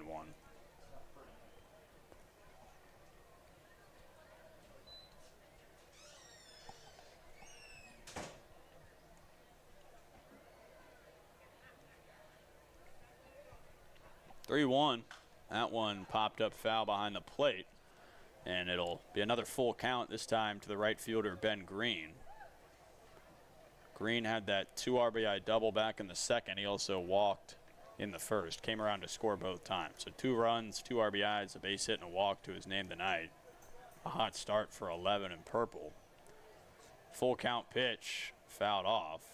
Good swing from Green to even get a piece of that one. Yeah, that one broke inside, and he just kind of got that bat to follow the ball a little bit. Yeah, really late break there, too, from Carly on the mound. I mean, we've seen him rely heavily on that breaker tonight, and to his credit, it's working very well. Needs it to keep working here. So another payoff pitch. Ben Green set in the box. Carly comes set on the mound. And it's on the way. And that one will miss low and in. It's a 1-out walk to Ben Green, the second free pass of the night issued by Brody Carly. And there's a man on with 1 away.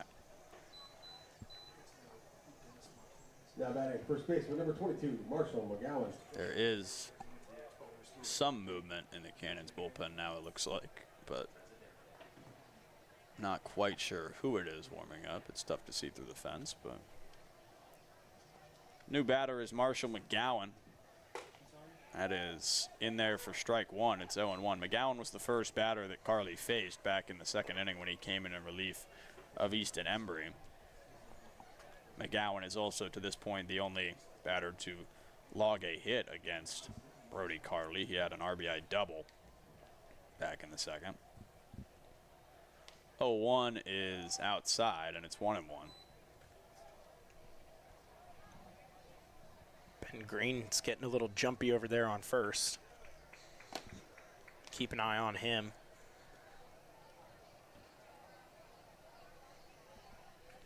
One on the way. That one low and in. McGowan gets out of the way, and it'll go 2-1.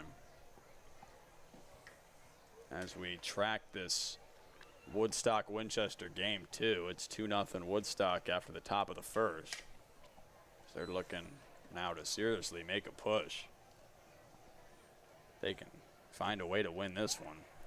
That one skips, and a good pick there from Casado over at first to stop the runner from likely moving to second.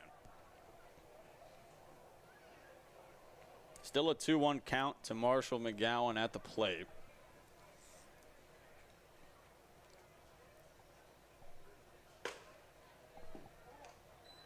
Ironically, Casat really hasn't seen much action playing first tonight, as out of the 10 outs, only 2 of them have been ground outs.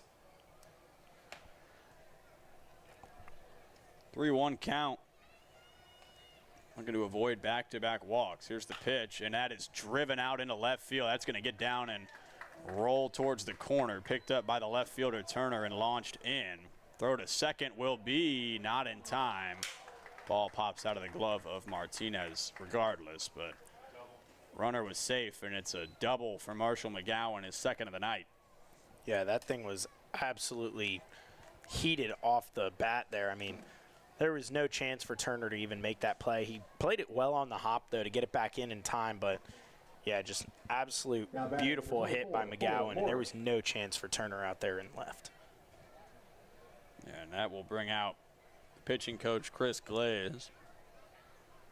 Cannons manager Brett Fuller will also go talk to home plate umpire Andrew Mack. This is, if I had to guess, potentially the most pitches that Carly's thrown all season long. So we'll see if they go somewhere else here. They are looking towards the bullpen, and it looks like I think this might be a little bit of a stall. Talk to the pitcher for a bit and then wait until they go to break him up and then call to the bullpen. I think he is letting first base umpire Brian McGugan know that he's going to go to it eventually. Just wait until he has to. I want to say I believe it's Bobson coming out, does by the looks of it. does look like Bobson. But we shall see whenever this mound visit comes to a close. Now, home plate umpire Andrew Mack is going to go out to the mound and let Coach Glaze know that he is running out of time, and that will bring in a new pitcher. It is Matt Bobson, and we'll tell you all about him when we come back. It's Strasburg 7, Purcellville 0. 2 runners in scoring position with 1 out here in the 4th. Yes, all the bullpen. The Purcellville Cannons are back for another great season of baseball here in Loudoun County. Cannons Baseball is brought to you in part by IBEW Local Number 26, International Brotherhood of Electrical Workers, Bank of Clark, the Purcellville Pub, Catoctin Creek Distilling Company, Lava Technology Services, Valley Drilling, Valley Energy, Skinner Law Firm, Auto Stop Elite, Athenian Company Luxury Hair Lounge, Backflow Technology, Virginia Citizens Armory, DCF Contracting, Caseco, Merit Restorations, Unlimited Plumbing and Piping LLC, Loudoun Valley Floors. Thanks for supporting another season of Cannons Baseball.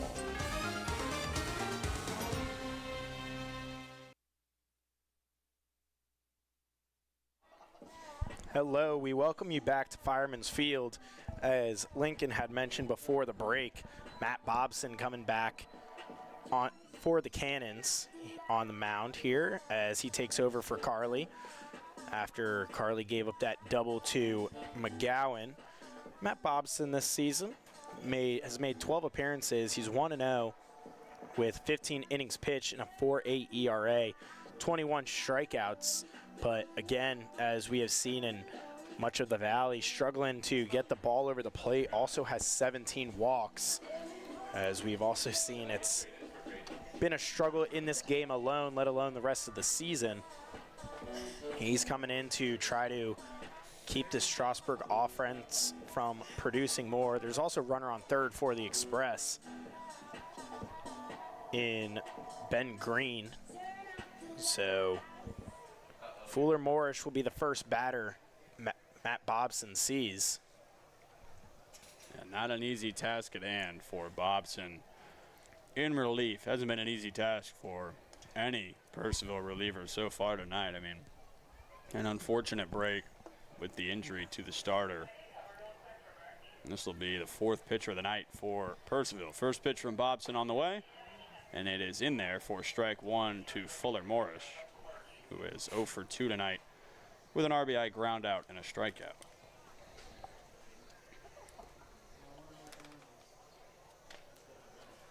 The 0-1, that one is upstairs, and it is 1-1.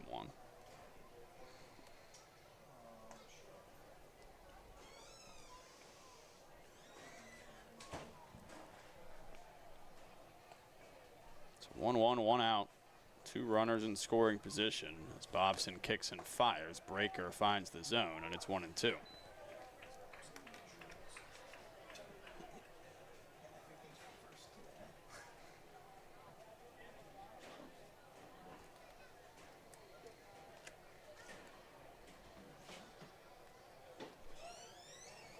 Check swing, and he didn't go, so the count will move to 2-2.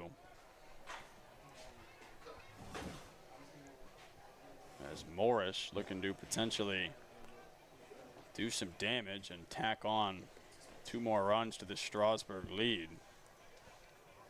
That one's outside, and it's now full to Morrish at the plate. Feels like a pretty big pitch in this game. I mean, I know 7-0 is not a small deficit, but it's also not a completely insurmountable one. But if you were to walk the bases loaded here, you get yourself into a really tough spot. And 3-2 is going to miss, and he will walk the bases loaded as Morrish tosses the bat towards the dugout and heads down to first. And just with the struggle that the pitching has had, there's been so many free passes, only 5 hits by the Express. With all these free passes and the Express just getting a couple of those pitches over the plate that they send a long way. I mean, that's where you see this damage coming from. With bases loaded, I mean, you could see 2 runs come across easily. That one line down the line, it's going to be fair and all the way to the corner and left. 1 run will score. Here comes another. 2 will score. Here comes a third. The throw will not go to the plate. And it is a bases clearing 3 RBI double for Brian Trujillo. And the score, Express 10, Purcellville 0 with 1 out here in the 4th. And exactly what I was talking about right before that hit. You see 1 good hit, and that comes across the barrel, and now you have a 10-0 deficit, and now 7-0, not 2 insurmountable, 10-0. That double-digit deficit really looks daunting. Yeah, not the night that Cannons were hoping for, that's for sure. All you can do at this point is try and fight your way through it. That one misses for ball 1. So Trujillo now 5 RBIs on the night. That one misses low and away, and it's 2-0 to Madden Williams now at the dish.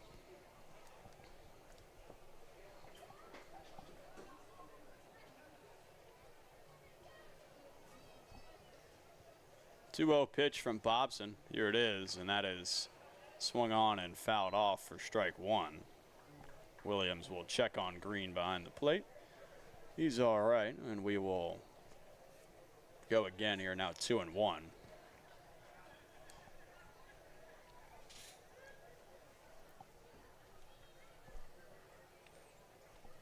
2-1 is grounded back to the mound. Good play from Bobson. He'll throw on to first, and it'll be out number 2. Brian Trujillo advances from second to third on the 1-3 ground out, but there's 2 away here now in the 4th. Yeah, that'll work as a bunt, essentially, as he moves the runner. So now another run just 90 feet away. That'll bring in Tanner Waldrop, who would love to join the offensive party here for the Express. He is 0 for 2 tonight with 2 strikeouts. That one high in the air. Back on it is the shortstop, Eric Martinez, who will call for it and make the catch in shallow left center field. So that'll do it for the top of the 4th, but on a 3-run double from Brian Trujillo, the Express add 3 more, and the score is Strasburg 10, Purcellville nothing as we head to the home half of the 4th.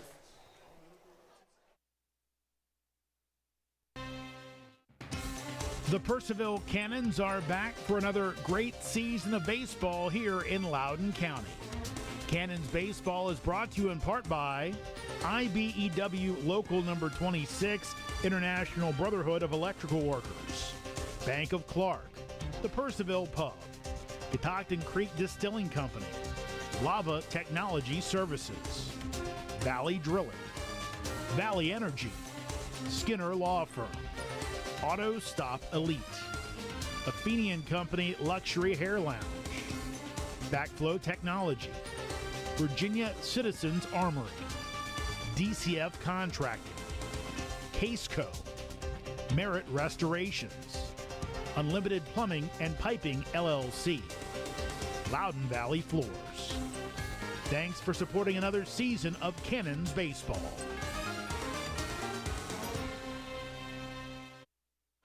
Welcome you back into Purcellville. It's going to be a 4th inning of work for Charlie Hogan. He has been exceptional to this point. He's seen 9 hitters. He has retired 9 hitters. So top of the order due up for Purcellville in the 4th. That will be Acevedo, Casat, and eBay in that order.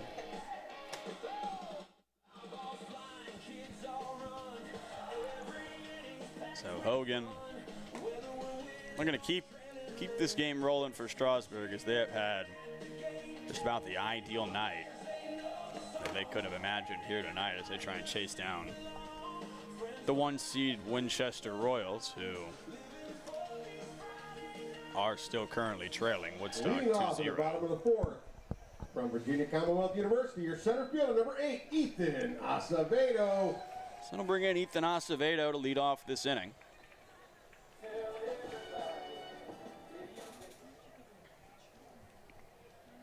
Hogan kicks and fires. That one chopped foul towards the Cannons dugout, and will bounce away towards the right field foul line. 0-1 count. Hogan working relatively quick today. Here's the 0-1. That one lined fouled on the right side. Not quite as foul, but strike two. He's got to get that blood flowing with those innings being so long for his rest. I mean, you got to think as a pitcher, too, when you're pitching as well as he is, kind of just want to keep it going. Yeah, just keep firing. Here's the 0-2. That is outside. Good take from Acevedo, and it's 1-2. Yeah, Strasburg just been dominant in both facets of the game. Here's the 1-2. Swing and a miss at the high heat. That's 90 miles an hour on the gun from Hogan. And it's 10 up, 10 down for Charlie on the mound. Couple of good defensive plays behind him, too. That great throw from Kerwin back in the first to end the inning. Not to mention, that same inning, the out right before, was a ranging play from Trujillo over at second where he threw across his body for the out. That one on the outside edge for strike one to Vincenzo Casat. He is 0 for 1 today with that aforementioned ground out to the second baseman, actually. 0-1. That is in the dirt. The count will even up at 1-1.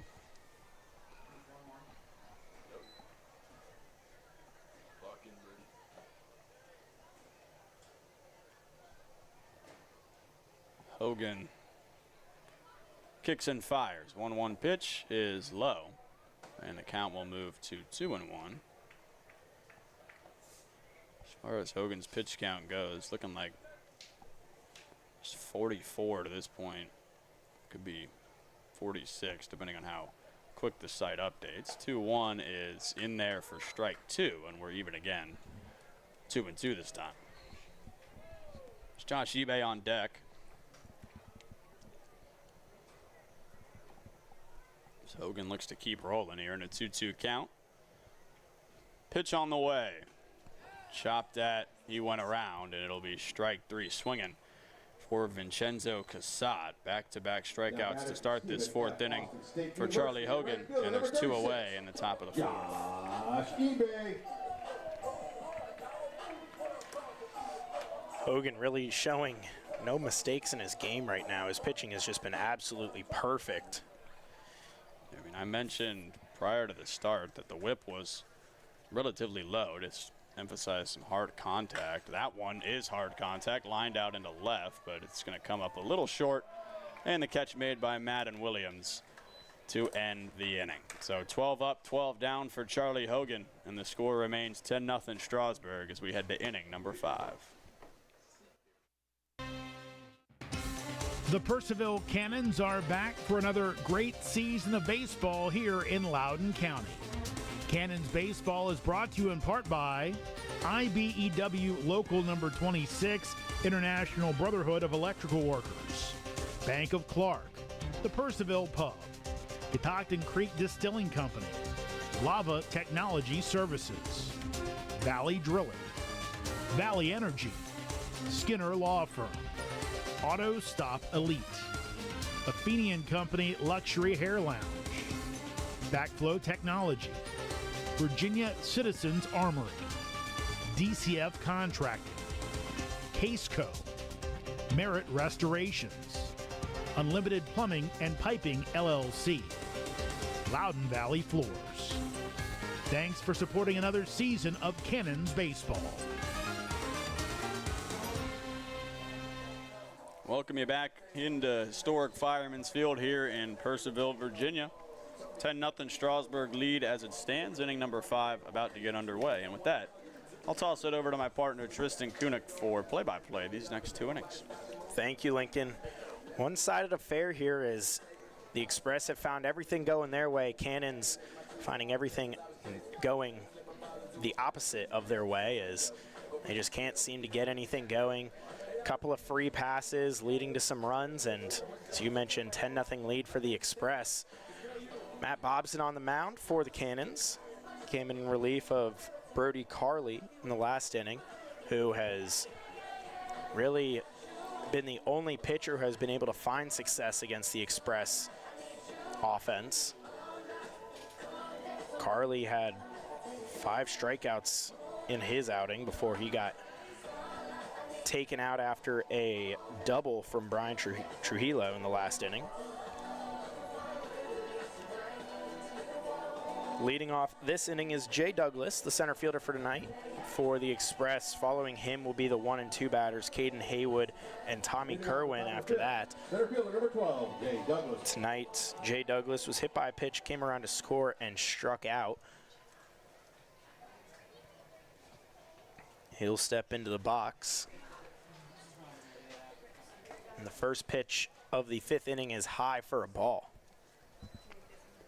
Yeah, final line for Carly tonight, 2 innings, 2 hits, 2 runs, 2 walks, and 5 strikeouts, so a good effort from him.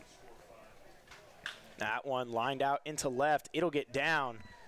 Jay Douglas with a leadoff single. They will keep the offense rolling as Caden Haywood comes up for the leadoff hitter in the order for the Express tonight. Yeah, the Express showing no signs of slowing down or wanting to slow down.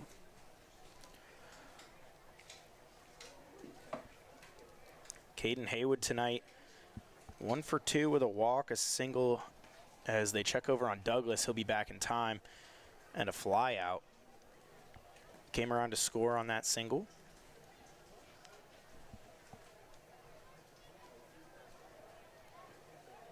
That one high as well. Be a 1-0 count.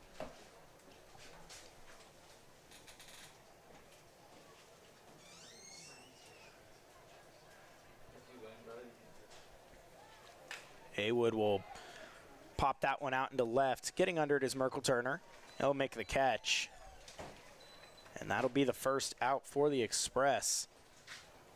That'll bring up Tommy Kerwin. I mean, the big thing for the Express tonight has been just delivering when they've had runners on base. I mean, to this point, not including Jay Douglas, who's still currently on first with 1 out. They'd put 14 runners on base in the first 4 innings. They had stranded just 4 of them. That pitch high. Just really timely hitting. They had a 2 RBI double with 1 out back in the first. 2 RBI double with 1 out in the second.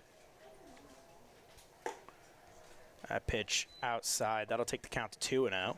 And then, obviously, the 3 RBI double with 1 out last inning. As you mentioned, only 4 batters left on base, and only 2 of those batters were in scoring position. So they have been producing when they've had the chance to score, as that pitch is in there for strike 1.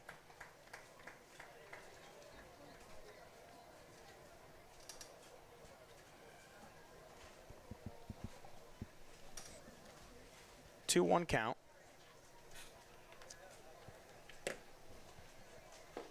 That pitch low and away for ball 3. Kerwin tonight walked, came around to score, grounded out to second, and struck out.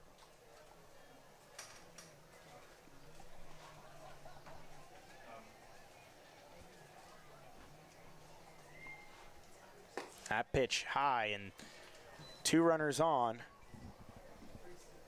for the Express as they keep rolling. Now batting right field. That'll bring up Ben Green. Yeah, obviously, their walk there, but it's the second runner on for this heart of the Strasburg lineup that has just been lights out tonight. I mean, Ben Green himself has reached base and scored all 3 times. That will bring out Coach Brett Fuller. He's going to come out and talk to Matt Bobson as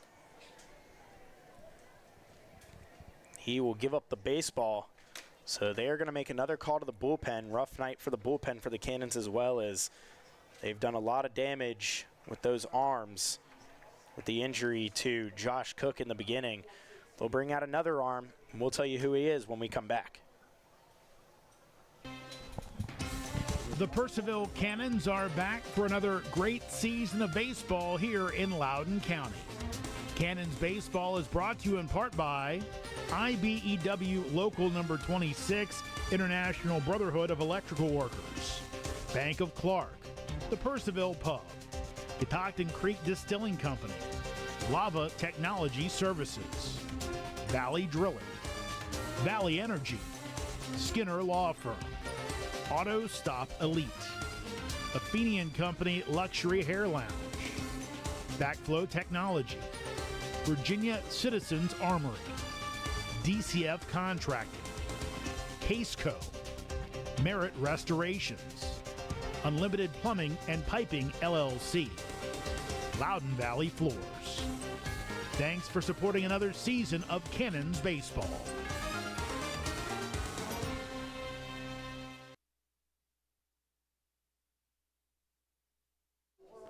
Welcome you back into Purcellville. New pitcher on the mound for the Cannons is David Hamilton.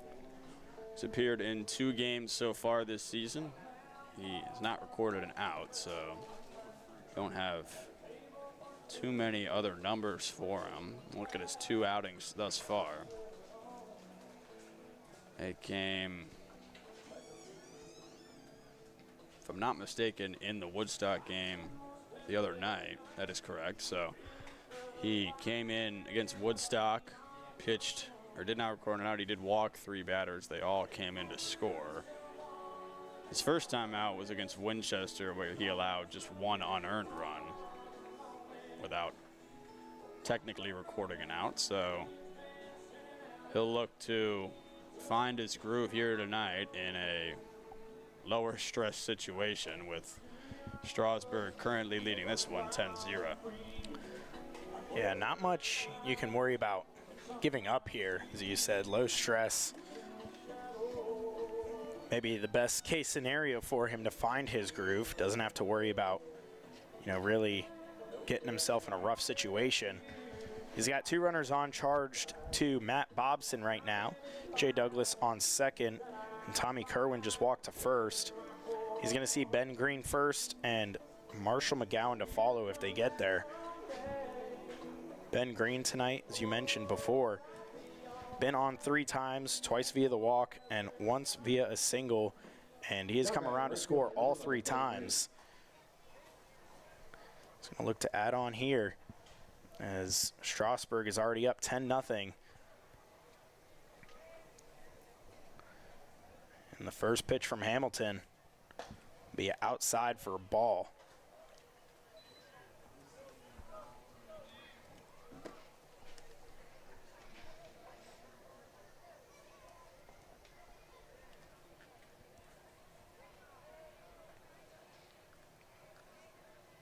That pitch outside as well, and it gets away from A.J. Green, so both runners will advance.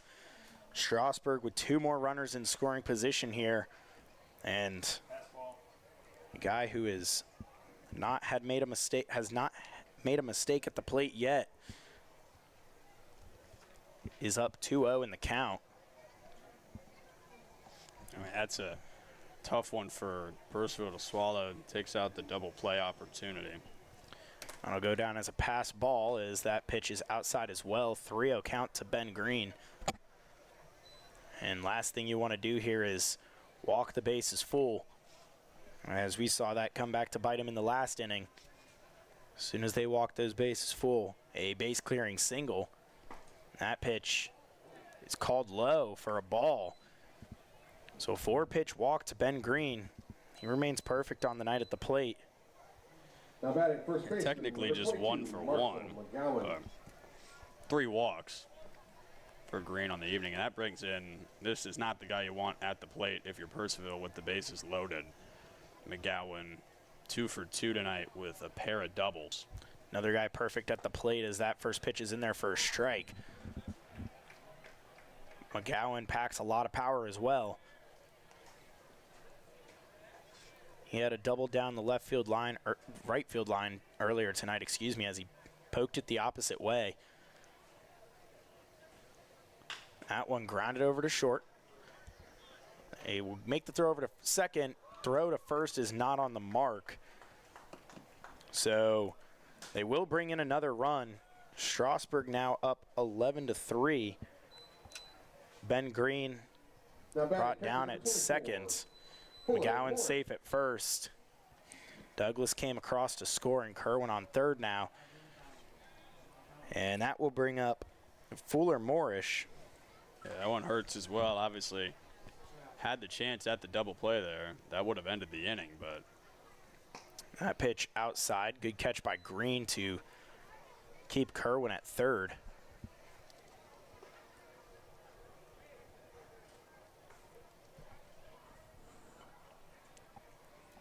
Moorish tonight is 0 for 2. He did walk and come around to score in the last inning as that one's high, but takes a favorable bounce off the backstop, so only McGowan will move.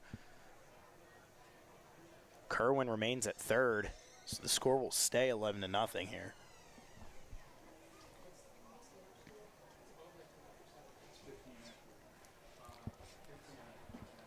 Reminder here, if the score does stand through 7, or at least a 10-run lead does stand through 7, game will end early to preserve pitchers. That pitch is low, 3-0 count to Moorish.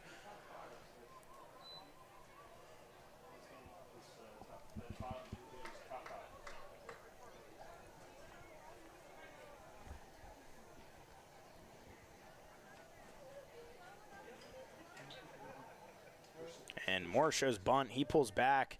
They'll call it a strike anyway.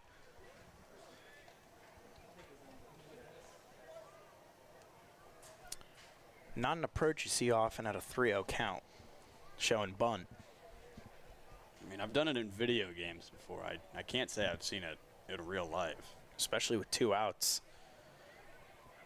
That one low. He'll walk the bases full again, as bat just kind of hung onto his hand when he tried to throw it back to the dugout.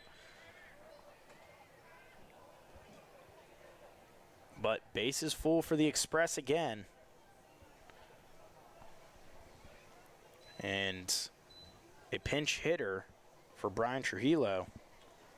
Now batting for the Express, number 6. J.W. Kohlmeyer out of Virginia Military Institute, VMI.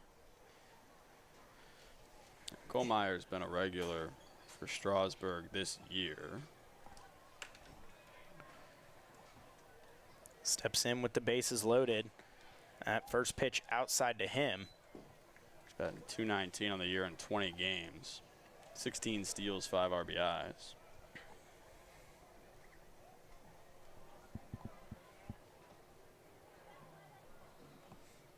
That pitch swung on and missed. 1-1 count. Believe we will see defensive substitution as well for Kohlmeyer. Should slot right in at second. That one gets by, but Green got just enough of it to hold Kerwin again at third, which holds everyone else with all the bases up, loaded up.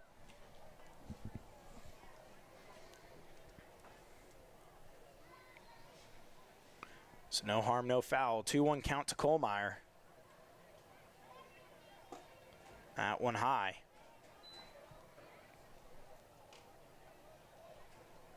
Got to find the zone here, obviously.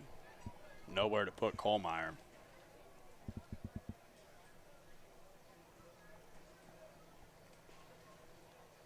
That one, he will put Kohlmeyer on first and bring across Kerwin. Everyone else will walk to the next base, and they walk another run in. 12-0, lead the Express. Now batting left fielder, number 46. This game just getting further and further away from being able to do anything for the Cannons. Yeah, it just has not been Purcellville's night, offensively or on the mound.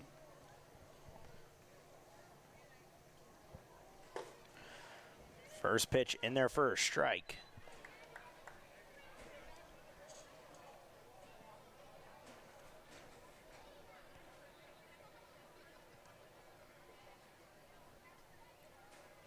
That pitch swung on, line straight to Andrew Bell. He'll make the catch. Express tack on 2 more to make the lead 12-0 as the Cannons try to bring their offense out and crack what I believe will be Charlie Hogan still on the mound with the way he's been pitching. We'll see you in the bottom of the 5th after the break. The Purcellville Cannons are back for another great season of baseball here in Loudoun County. Cannons baseball is brought to you in part by IBEW Local Number 26, International Brotherhood of Electrical Workers, Bank of Clark, the Purcellville Pub, Catoctin Creek Distilling Company, Lava Technology Services, Valley Drilling, Valley Energy, Skinner Law Firm, Auto Stop Elite, Athenian Company Luxury Hair Lounge, Backflow Technology, Virginia Citizens Armory, DCF Contracting, Caseco, Merit Restorations, Unlimited Plumbing and Piping LLC, Loudoun Valley Floors. Thanks for supporting another season of Cannons baseball. Now at second base. Hello and welcome back to Purcellville. The Express lead 12-0 on a night where everything is clicking for them. Their offense obviously working quite well. And on the other side of the field, Charlie Hogan doing his job perfectly as he has yet to give up a hit through four. As zeros across the board for the Cannons. Only one base runner on the night who was brought down via a double play, so Hogan still having seen the minimum through four. He comes back out, and Lincoln, he has been lights out. Yeah, I mean, there's no other way to put it. You mentioned he's seen the minimum. He's struck out 5. He's walked just one guy. And coming to the plate is the only guy who has been able to find a little bit of a flaw in Hogan's game tonight in Seth Williams. He'll watch the first pitch go by for a strike. He walked back in the second before being taken down in a double play on a ground out from Merkle Turner. That one swung on, lined out into right, could be trouble. And it gets down, bounces off the wall. Seth Williams will turn for second. They can't get the ball. They'll stop him at third, though.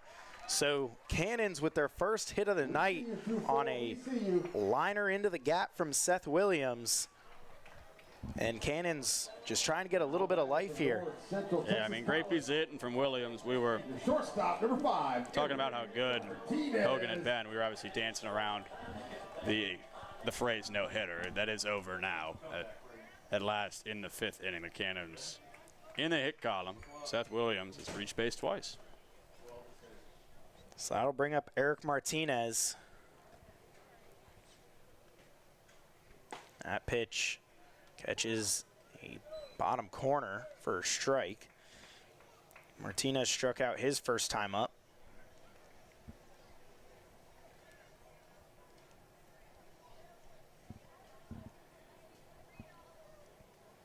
That pitch catches the outside part of the plate for strike 2. That'll be an 0-2 count. Seth Williams, the only one being able to see something off of Hogan tonight with the walk and the double, excuse me. That one high. See if Williams goes, as he's a big base stealer for the Cannons. I believe it's 18 on the year for him.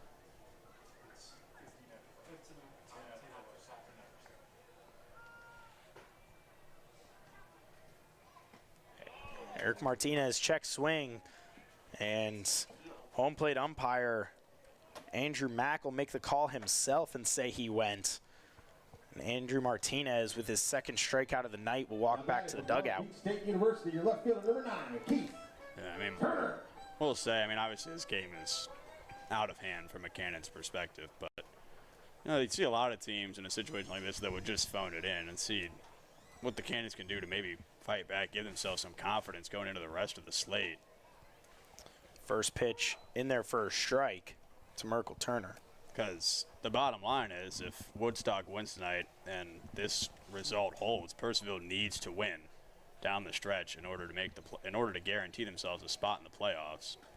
That pitch outside, good block by Morris though behind the plate to hold Williams at second. Yeah, I believe 3 more games left in the season. Thursday, Friday, Saturday, barring any rain, and And the playoffs, as long as there's no rainouts, will start on Sunday. So definitely need to take advantage as the division is closing up, as that pitch is outside. We kind of saw at the beginning of the season, you had the top 4 teams making a gap amongst themselves, but Woodstock, as you've mentioned a couple times, this broadcast, crawling back in. And the top becoming a little bit more accessible from everyone. 2-1 is popped up into shallow right and will be caught by Ben Green out in right field. J.W. Kohlmeyer did move to second. Now batting from And Merkel Turner retired, and that'll bring up A.J. Green.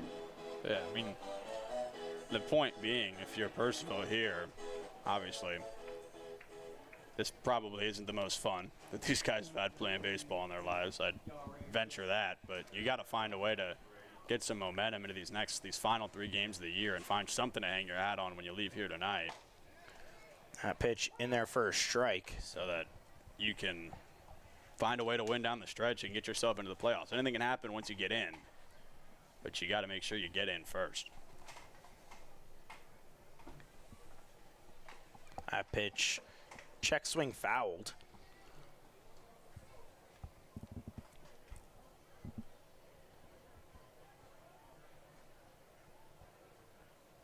And something to hang your hat on for the Express is, as they are 4th from the bottom of the league in team ERA with 6.11, Charlie Hogan putting on a show for the Express pitching as that one's grounded back up the middle. Does tip off Hogan's glove. Throw from Kohlmeyer will be there in time. So facing the minimum is out. The no-hitter is out, but the score still remains 0 for the Cannons. Express lead 12-0 as we go to the top of the 6th. The Purcellville Cannons are back for another great season of baseball here in Loudoun County. Cannons baseball is brought to you in part by IBEW Local Number 26, International Brotherhood of Electrical Workers, Bank of Clark, the Purcellville Pub, Catoctin Creek Distilling Company, Lava Technology Services, Valley Drilling, Valley Energy, Skinner Law Firm, Auto Stop Elite, Athenian Company Luxury Hair Lounge, Backflow Technology, Virginia Citizens Armory, DCF Contracting, Caseco, Merit Restorations, Unlimited Plumbing and Piping LLC, Loudoun Valley Floors. Thanks for supporting another season of Cannons baseball.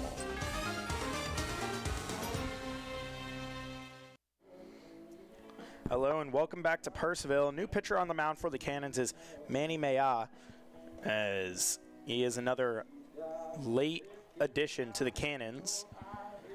He comes in trying to at least just keep the innings moving here for the Cannons, as you mentioned, just trying to get some momentum to finish off this game. Obviously looks relatively out of hand now with a 12-run deficit as the Express lead 12-0.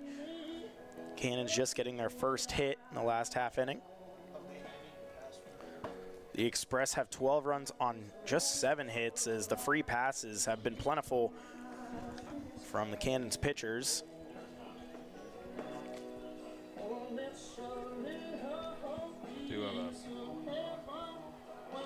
Finishing up some final lines here for Bobson and then Hamilton. Bobson, 1 inning, 2 hits, 3 runs, 2 walks, no Ks.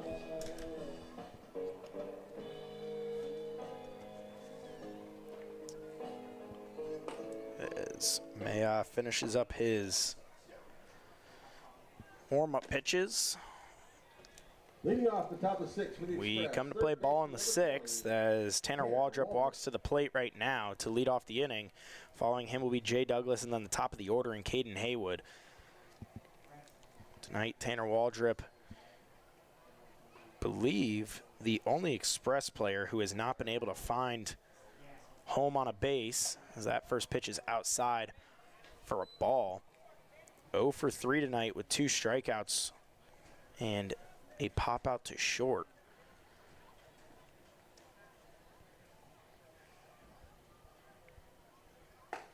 pitch high, 2-0.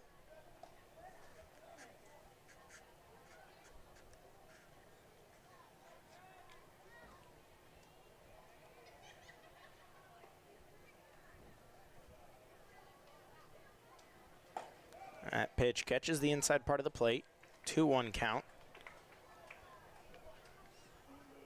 Final line for David Hamilton, 0.2 innings, no hits, no runs, 3 walks, no Ks. That pitch low and in, will bounce away from A.J. Green, 3-1 count.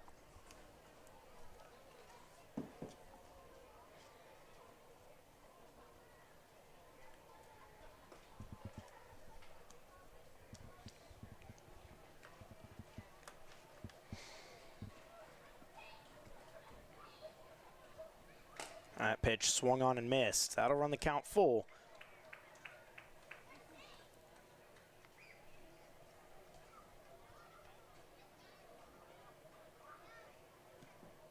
Waldrop trying to find base for the first time tonight. Maya trying to get the second inning with the first batter out, but he will not as that pitch is high.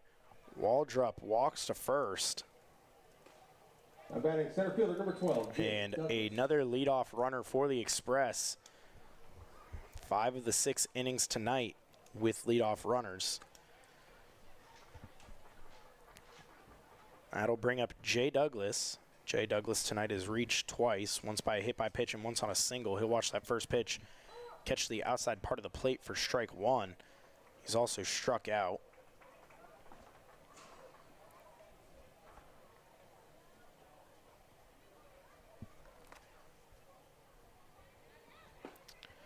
That pitch in the dirt, ball 1.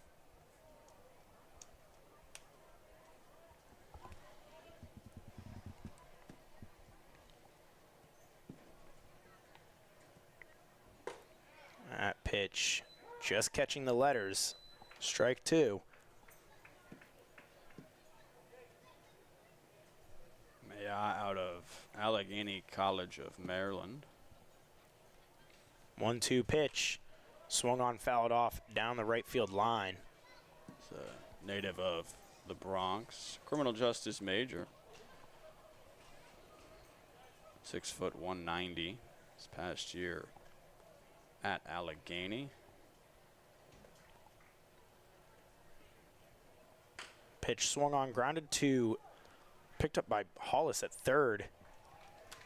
And he'll make the throw over in time. Ground out from Jay Douglas. He will advance the runner. That'll bring up the top of the lineup in Caden Haywood. A good defensive play there from Hollis. Charging in, making the throw on the run. Yeah, back to Mayi at a 10.61 ERA this year at Allegheny. Started 1 game, pitched in 5, 9.1 innings, 7 strikeouts. That pitch will hit Haywood. And he is not feeling great as he throws his stuff over to back to the dugout. Actually, I believe got him square in the elbow guard based on the sound it made. So good day to wear the elbow guard. I think it stung a little though, as definitely did not seem happy as he went down. Nah, I mean elbow guard, it still protects you from the big damage. It's still gonna hurt. So that'll bring up Tommy Kerwin. That one will be inside, ball 1.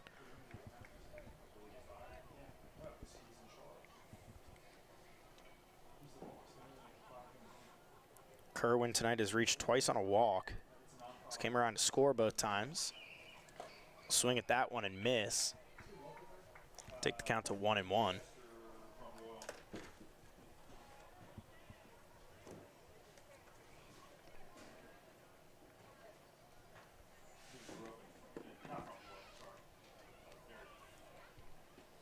Pitch inside, ball 2.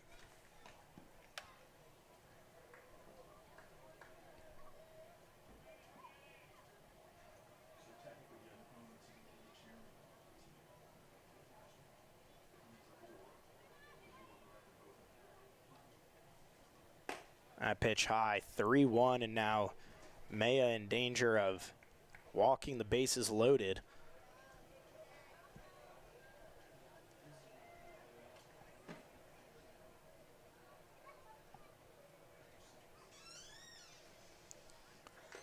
That one fouled off. That'll run the count full.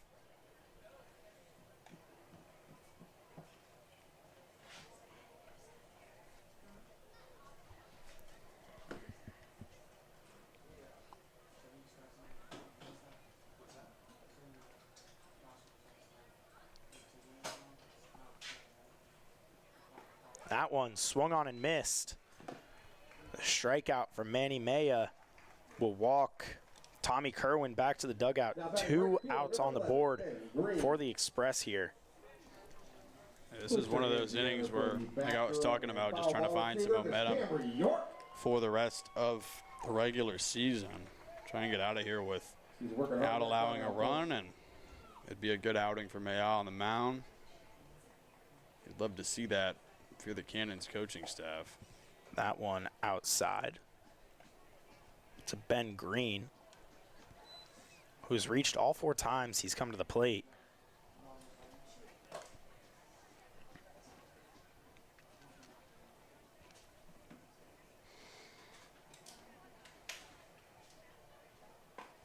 That pitch in there for a strike.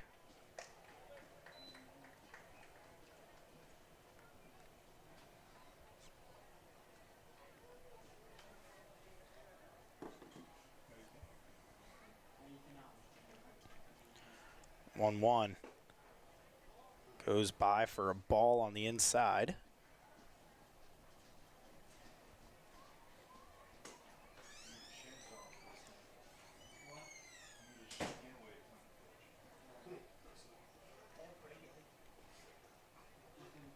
That one hits him as well. Ben Green tries to spin out of the way but can't evade the pitch. So Maya will hit the batter to load the bases for the Express. They got 2 outs. And as you mentioned in the last inning, a little bit of deja vu here. Marshall McGowan, not the guy you want to see come to the plate with the bases loaded. Now batting for the Express. Yeah, I mean, that'll be the 4th hit by pitch of the night for Cannons pitching, in addition to 11 walks. McGowan will take the first pitch on the inside. I mean, we talked about it. It's been the story tonight. I mean, Strasburg, credit to them, they've hit the ball well, but 7 hits and 12 runs, those aren't typically 2 numbers you see next to each other. That pitch high. But it gives the Cannons a clear path to get back towards better performance. Just find the zone and let the hits fall where they may. But that pitch high and outside, 3-0. Now Maya in danger of walking a run home here. Nowhere to put McGowan.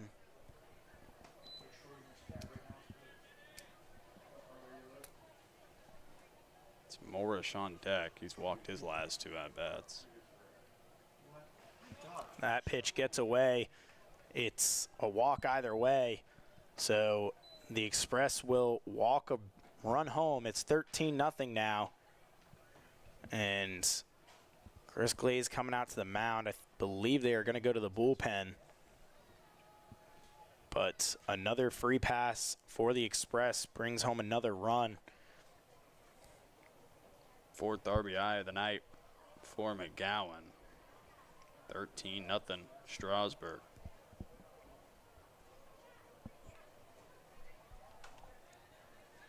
And they will go to the bullpen, so Cannons keep on working through their bullpen, just trying to find outs here. 2 outs here in the top of the 6th, and the Express lead 13-0. We'll tell you all about the new pitcher when we come back. The Purcellville Cannons are back for another great season of baseball here in Loudoun County.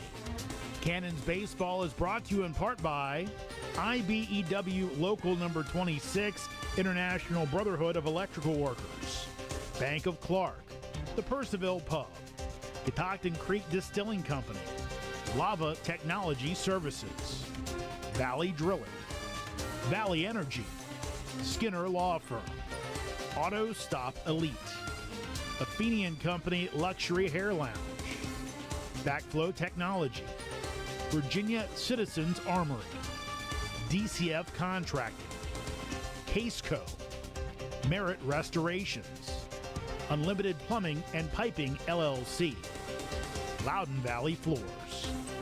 Thanks for supporting another season of Cannons Baseball.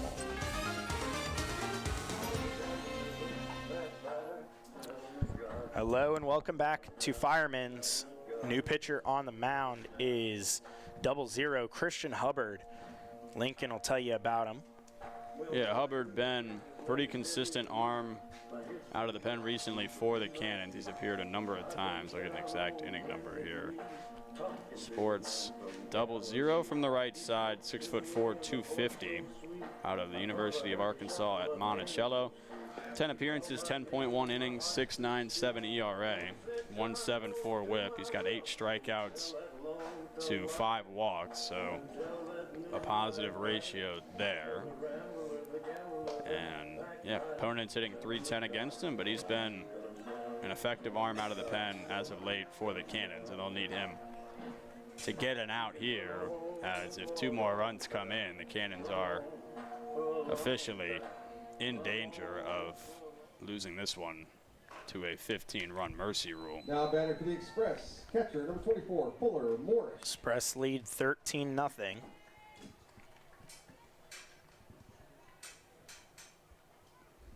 Fuller Morris at the plate. He's reached his last 2 times up via the base on balls. He'll watch that first pitch go low for ball 1.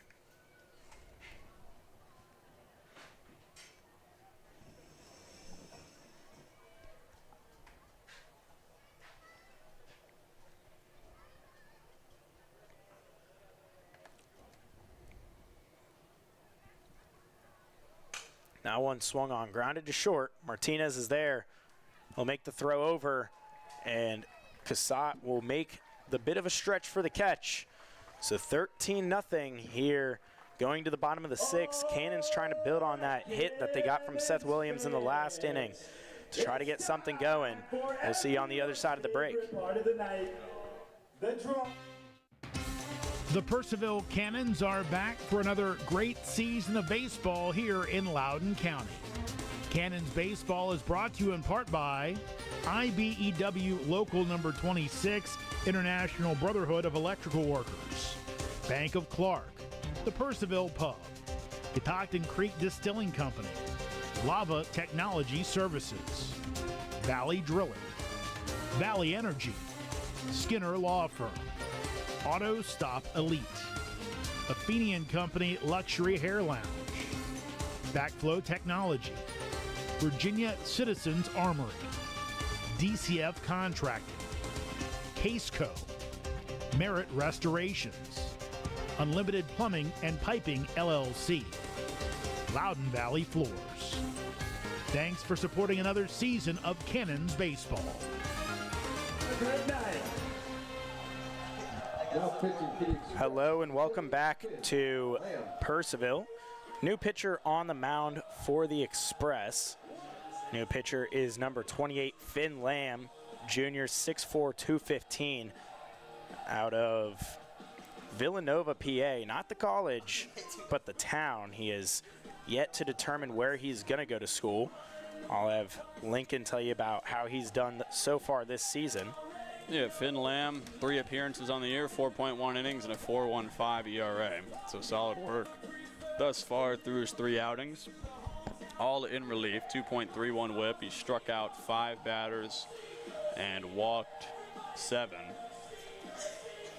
4 of those, he's given up 4 runs, only 2 of them have been earned. Just 3 hits so far in those 4.1 innings. So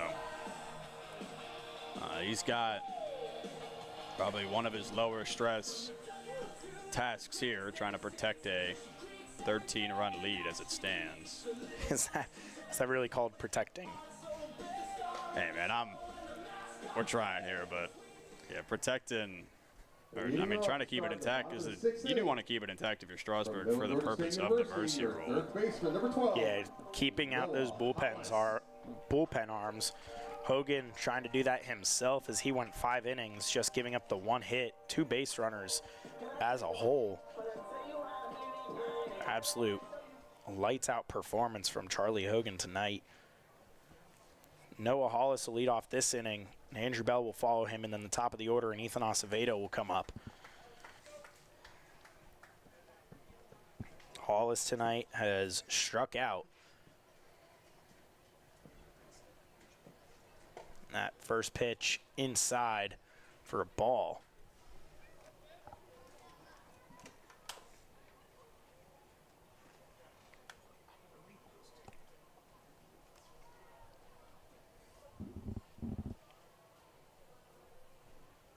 That pitch swung on and fouled down the right field line. Good hack from Hollis there, just a little late on it.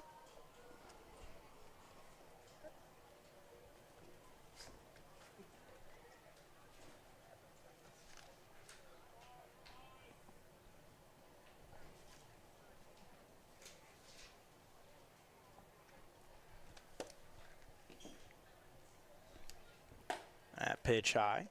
2-1 count to Hollis now.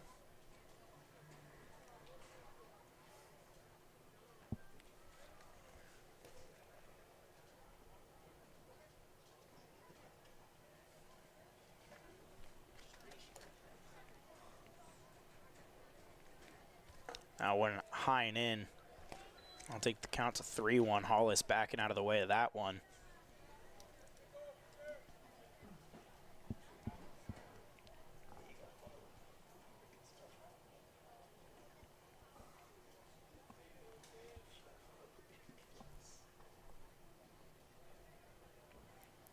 That one high, so the third base runner of the night for the Cannons as Noah Hollis walks to first. Back for the Cannons, the Blue Devil from Duke University, second baseman, number 13, Andrew Bell.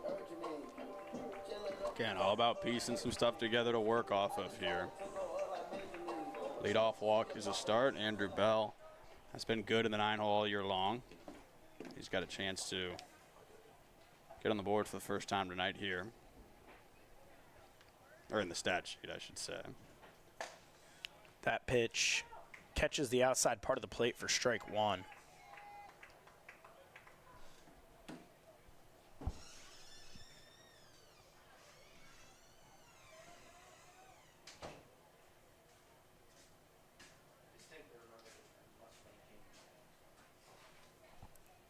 That one swung on and missed. Andrew Bell quickly down 0-2. Andrew Bell struck out earlier tonight as well.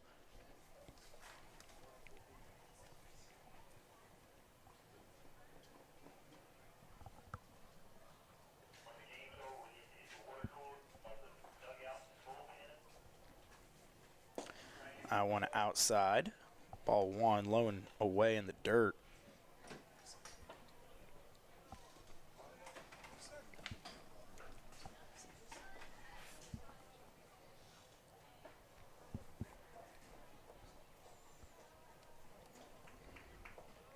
One, 2 count. Swung on, popped out into right. Ben Green gets under it, and he'll make the catch. And Hollis will return back to first. Now batting. That'll bring up the top of the order in Ethan Acevedo. Fielder, number 8, Ethan Acevedo. Acevedo tonight 0 for 2, popped out to center and struck out his last time up.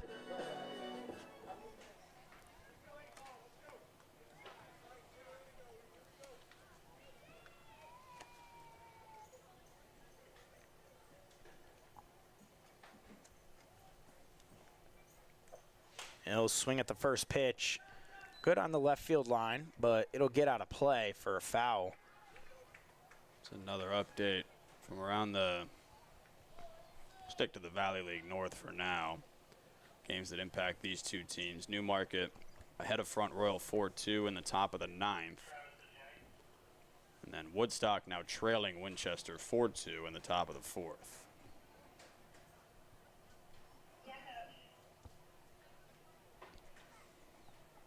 0-1 count, swung on, grounded over to short.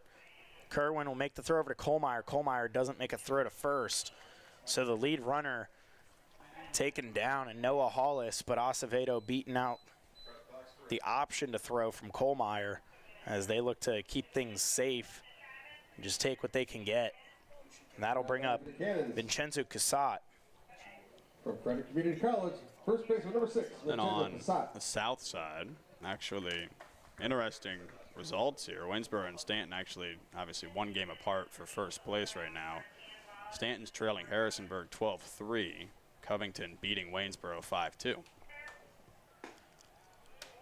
That pitch low for a ball. Your assistance one more time. We have a lost. Tell you what, standings close towards the end of the season here, making these games a lot more interesting. Let us know. Casat tonight, ground out to second and a strikeout. Acevedo goes. He gets a great jump. There was no chance for a throw there on the strike call to Casat. Acevedo in standing on the stolen base. 1-1 count.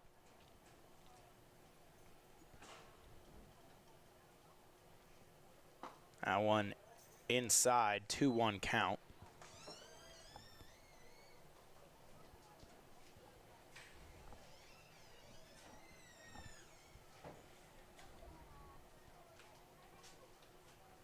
And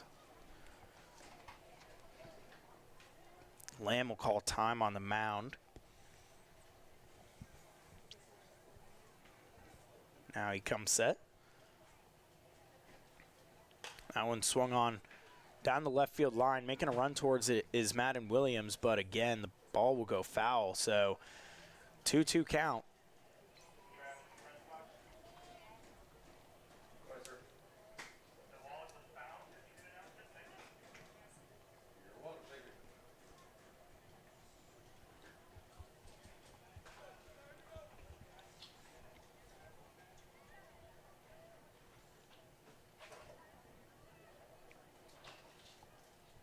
Acevedo goes again. Ball in the dirt. Acevedo will be in the third standing. The count will be full to Casat with a runner 90 feet away for the Cannons as they seek their first run here. Good guy at the plate to try and bring it in. Mentioned how good Casat's been for this Cannons team so far this year. That one high, so Casat will walk to first. And Cannons get another base runner on the paths here and bring up Josh eBay. Now batting for your Cannons from Stephen F. Austin State University. Cannons Put your hands offense together for your right fielder, number showing a 36, little Josh life here. eBay. First time tonight they've had 2 runners on base.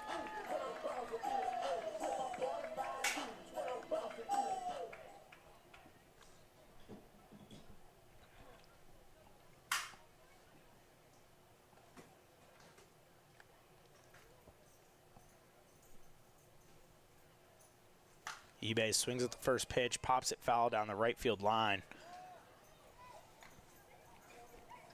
You can tell by his reaction he feels like he should have had that one. It was a healthy hack, just a little under it.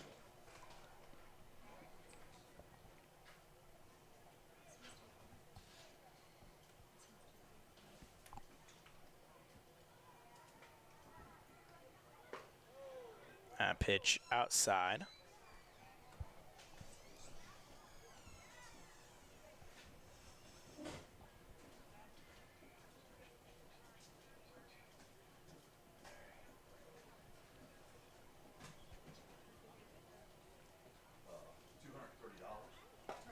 That pitch outside again. Casat bluffed running at first. Couple good takes from eBay there, right on the outside edge.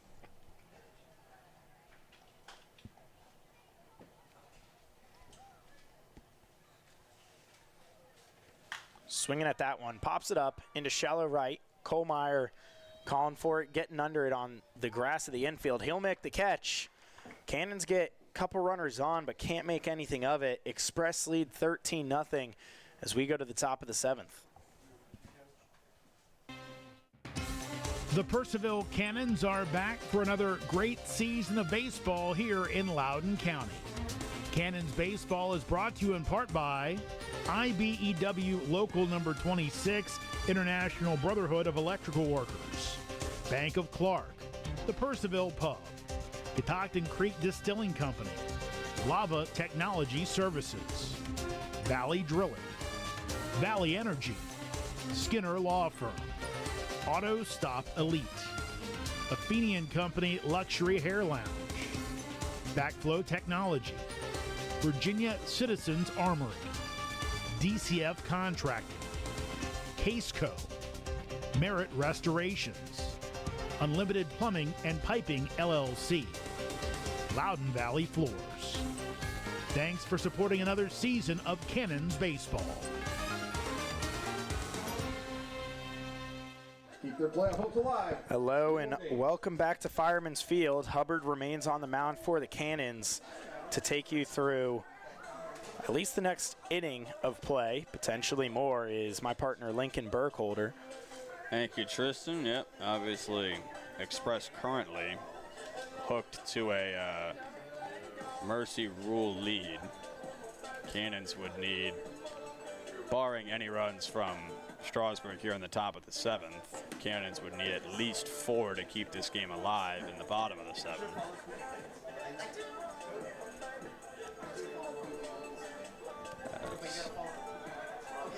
Final line for Esmaniel Maya was 0.2 innings, no hits, 1 run, 2 walks, 1 strikeout, 2 hit by pitches. Hubbard came in to close out the top of the 6th. He got the out that he was tasked with getting, and now he's got at least 3 more to get here in the top of the 7th.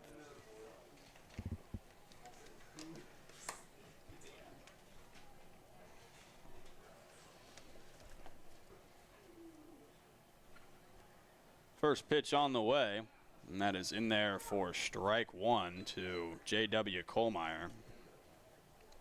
Hubbard represents the 7th pitcher for the Cannons this evening.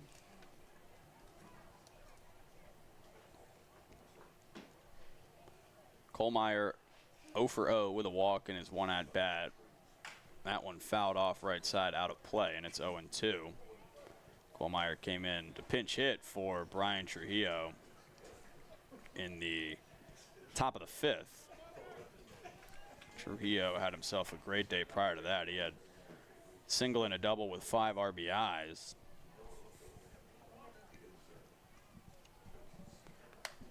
Oh-2 pitch on the way from Hubbard.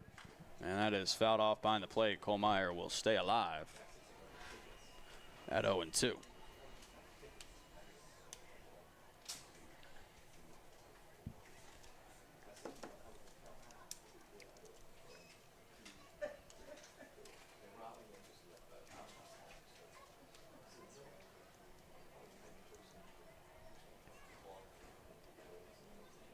Kohlmeyer has an RBI of his own as well on that walk. Swing and a miss, strike 3. Hubbard runs it upstairs. Kohlmeyer chases it and 1 away here on a good first at bat on the mound for Christian Hubbard. Left fielder number 46, Madden Williams. Good pitch there, just getting Kohlmeyer to chase it up high. Not able to come around on it.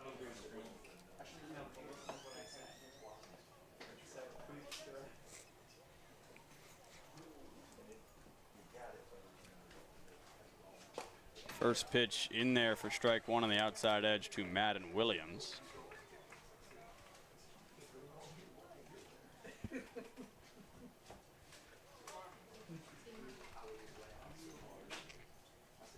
So an 0-1 count. It's Tanner Waldrop on deck. Williams 0 for 3 with a walk tonight. Here's the 0-1. Swing and a miss on 92, breaking outside. And it's 0-2.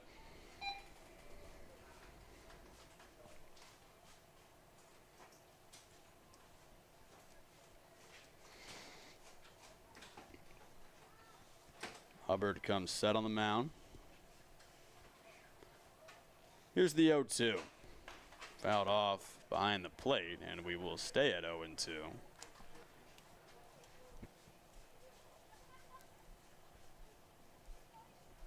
Williams, one of just 2 Strasburg players to not record a run scored yet tonight, not including Kohlmeyer, who's only had 1 at bat. Here's the 0-2 once more. That one upstairs. Kicks off the mask of home plate umpire Andrew Mack, but very softly, and it'll be ball 1 upstairs. So 1-2 count. Hubbard looks to find the second out here in the top of the 7th.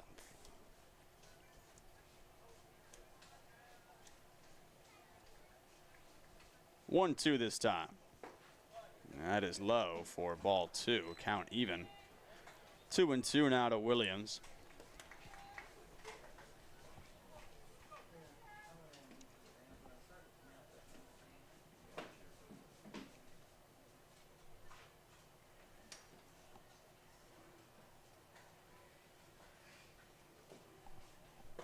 Swing and a miss, and his bat goes flying. He just lost control of the bat on the swing. He swung and missed regardless. So, swinging strikeout for Madden Williams and back-to-back Ks to start the top of the 7th for Christian Hubbard. That'll bring in Tanner Waldrop. 0 for 3 so far tonight. He does have a walk and a run scored. Has struck out twice. He's been over at 3rd for the Express tonight. Hubbard kicks and deals the first pitch to him, and that is up the middle for his first hit of the evening. So a 2-out base hit for Tanner Waldrop keeps the inning alive. And there's a man on first with 2 gone for Jay Douglas. Now batting center fielder number 12, Jay Douglas. Douglas does have a hit tonight. Base hit by pitch, 2 runs scored to his name. Struck out once back in the 3rd. Hubbard deals the first pitch to him, and that one's skied high in the air and out of play on the right side. Top of the order on deck and Caden Hayward. Hubbard just trying to find a way to get out of this so they can get another scoreless inning here. Try to make it a semi-quick half inning for him. 0-1. Checked that, didn't go. They'll check, but he did not. And it is 1-1 to Douglas.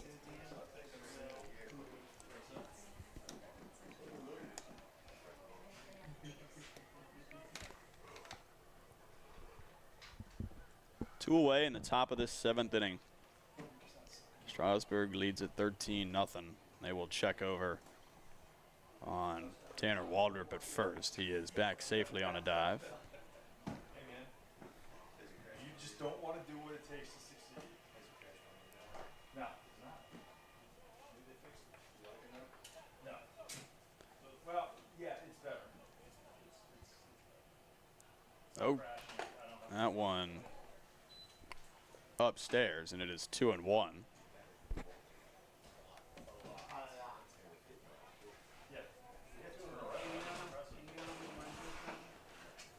2-1 count to Jay Douglas. 2 gone. Top of the 7th.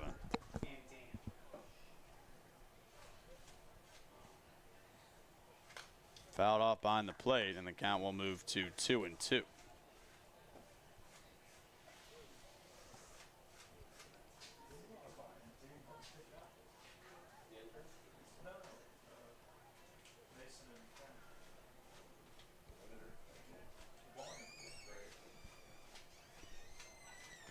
Two count.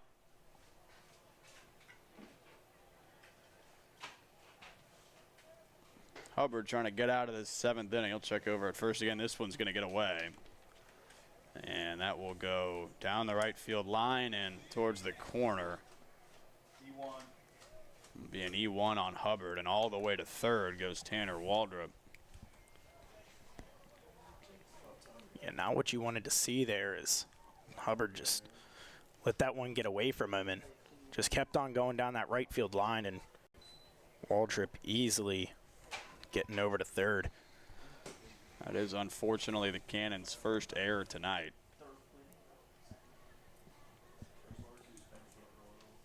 Now a runner on third, 2-2 pitch, swung on and missed, strike 3. So Christian Hubbard strikes out the side here in the top of the 7th. It was a good outing for him. He throws 1.1 shutout with 3 Ks. And the Cannons will try to keep this game alive. They need 4 to do that. And we'll see you back in the bottom of the 7th. The Purcellville Cannons are back for another great season of baseball here in Loudoun County. Cannons baseball is brought to you in part by IBEW Local Number 26, International Brotherhood of Electrical Workers, Bank of Clark, the Purcellville Pub, Catoctin Creek Distilling Company, Lava Technology Services, Valley Drilling, Valley Energy, Skinner Law Firm, Auto Stop Elite, Athenian Company Luxury Hair Lounge, Backflow Technology, Virginia Citizens Armory, DCF Contracting, Caseco, Merit Restorations, Unlimited Plumbing and Piping LLC, Loudoun Valley Floors. Thanks for supporting another season of Cannons baseball.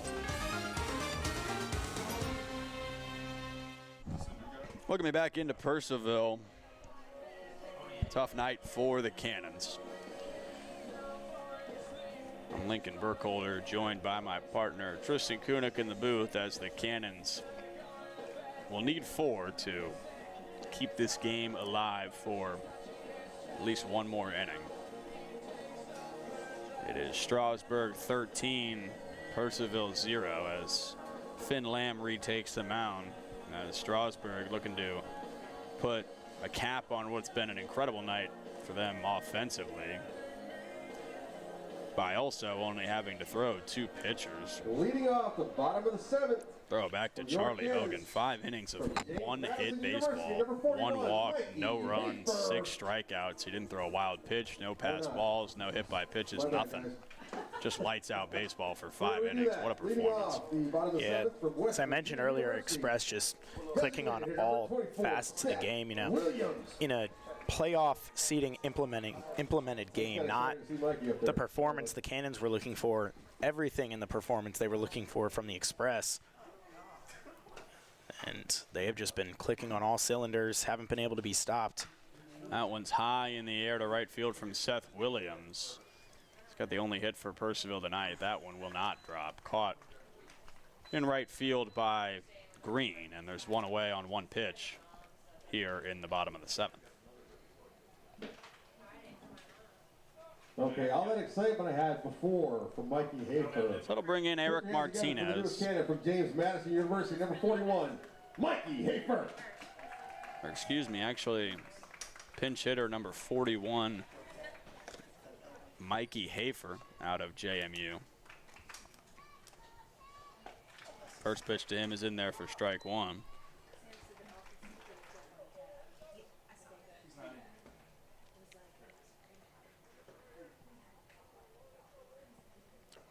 .58, 190, has not made an appearance yet.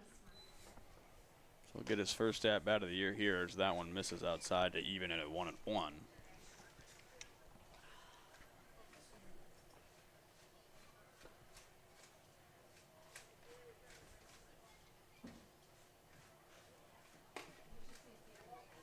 That one's going to miss as well, and it's 2-1.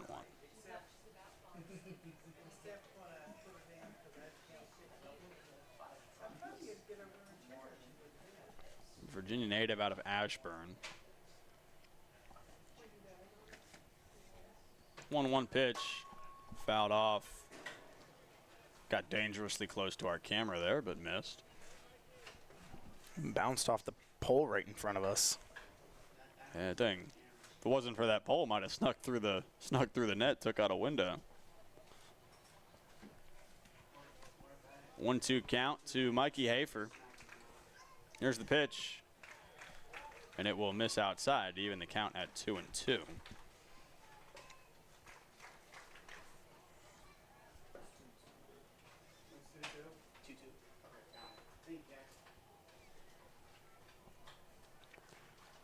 Two on the way.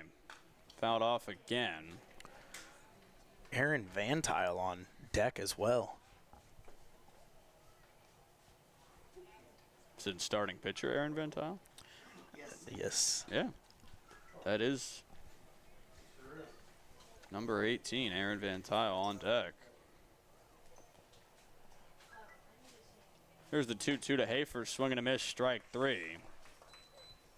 And that will be the second out here in the bottom of the 7th. So Purcellville down to their final out. And it is the aforementioned Aaron Van Tile. I believe his first at-bat this season. He's made 4 starts on the mound, but what it looks like to me is first at-bat. We'll get a chance to show what he has at the plate. It doesn't look like an uncomfortable stance. Takes the first pitch for ball 1.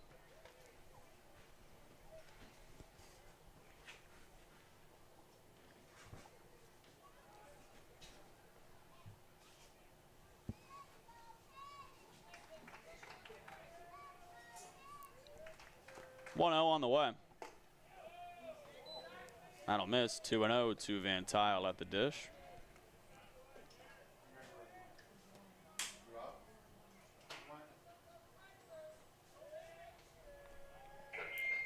Van Tile out of Richmond. That one outside and 3-0. How to figure probably knows the zone pretty well. Yeah, as a pitcher, you kind of got your way around the plate there.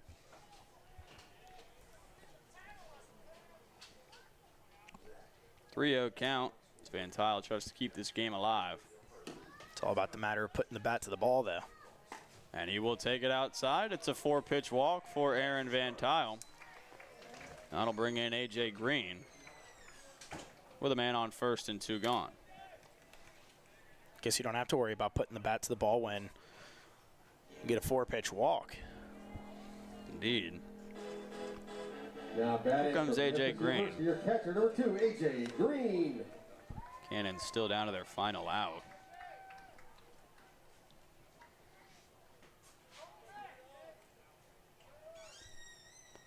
First pitch to Green is fouled off behind the plate and out of play. It's 0-1.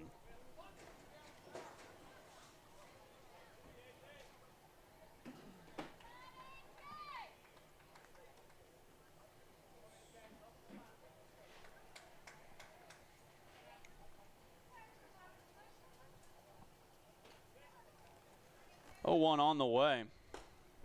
And that'll miss to even the count at 1-1. Finn Lamb looking to close out his second inning of work. Big lead from Van Tile. You think we see him steal here? Show off the legs as well? He is taking a pretty solid lead over there. Green drills one out into left center field. That thing was crushed, and it will drop. Van Tile does have some wheels. He's digging around third, and he will score all the way from first base. Aaron Van Tile breaks the shutout. Yeah, talk about showing off the wheels. I looked up, and he was already around second, halfway to third. Now batting for the Cannons, your third baseman, number 12. An RBI double from A.J. Green. He got every bit of that baseball. And the Cannons will stay alive for at least one more batter and avoid the shutout in the process. I'll bring in Noah Hollis, 0 for 1 today with a walk. Green on second now. That one's outside, and it is 1-0. It appears that they're going to let Finn Lamb finish this out regardless, at least for now. For now. He does have 3 more runs to work with. Just 1 more out to get. 1-0 pitch. Up and in, and it is 2-0 as catcher Morris will go out and have a talk with his pitcher. As this thing looked dead to rights 2 batters ago. Cannon's now on the board.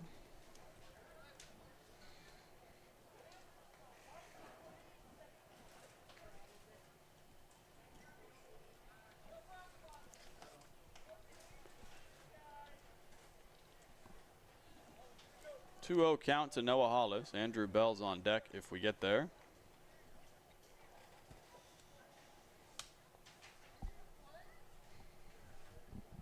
Here's the 2-0 pitch from Lamb.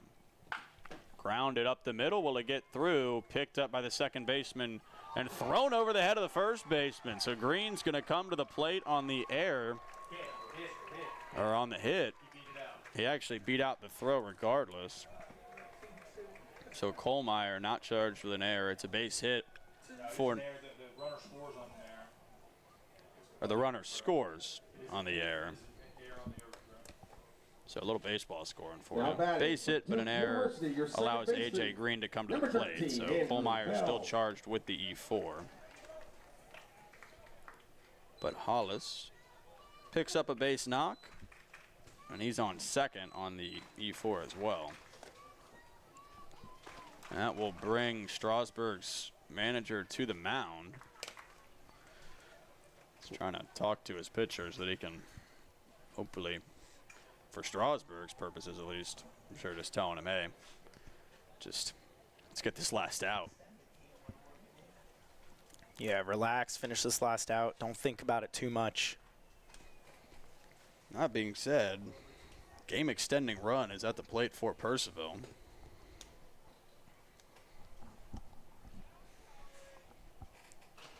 In the form of Andrew Bell.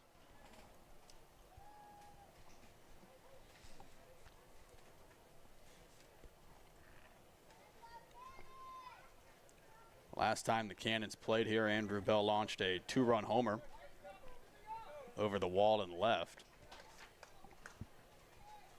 First pitch to him, and that one is high in the sky, left side. It will not stay in play as it clangs into the bleachers for strike number 1.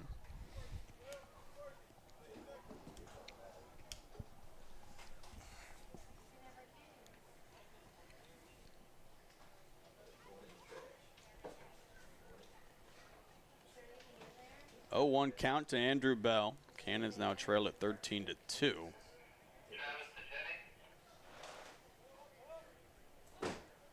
And that one is popped up foul behind the plate and out of play. I mean, regardless of whether or not Andrew Bell is able to extend this game at all, this is a little bit of that fight and momentum that I was talking about earlier to kind of push you towards your next couple of games where you do need wins. Yeah, they are putting up some fight like you mentioned. Still trying to bring runs across the plate, not just, kind of laying down. 0-2. Up high and ball 1 to Bell. So the count moves to 1-2. Still 2 outs here in the bottom of the 7th. Lamb now over 40 pitches on the night. And here's another 1-2. That one high in the sky left side. It's going to get out of play as well. So another late inning souvenir for the kids. He's getting to the ball, just getting a little under it and not timing it up right. Yeah, that one hit hard, just straight up into the air to the left side. 1-2 count still. Lamb set. Here's the pitch. That is nearly got Andrew Bell in the head, but right across his face. He didn't even flinch. Yeah, I'm thinking that the face protector there, the jaw protector, kind of blocks the view. Probably so you don't turn your head into it on accident. 2-2 pitch. Swing and a miss, strike 3, and that will do it for the game tonight. And we'll do it for tonight's game. Reminder, Finn Lamb we'll be back here tomorrow closes night. it out, and it is a 13-2 Thanks for spending your Wednesday evening win with us. for the visiting Tomorrow. Strasburg Have a good Express. Your winning pitcher is going to be Charlie Hogan. Losing pitcher will be Josh Cook. No holds, no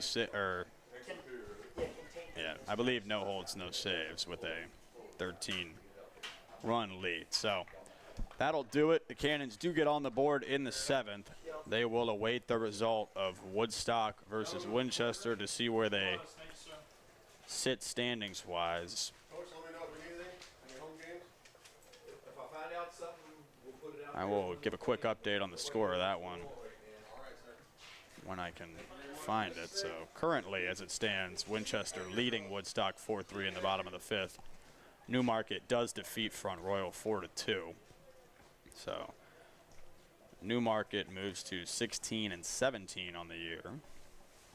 Purcellville moves to 16-17 on the year. Strasburg to 18-15. But that'll do it for myself and my partner Tristan Kunik in the booth tonight. We thank you all for tuning in. Not the result the Cannons were looking for, but they'll look to work towards the clinch their next time out, I believe, here tomorrow night at Fireman's Field. So thank you all for listening. 13-2 the final score, Express over the Cannons. Have a fantastic rest of your evening.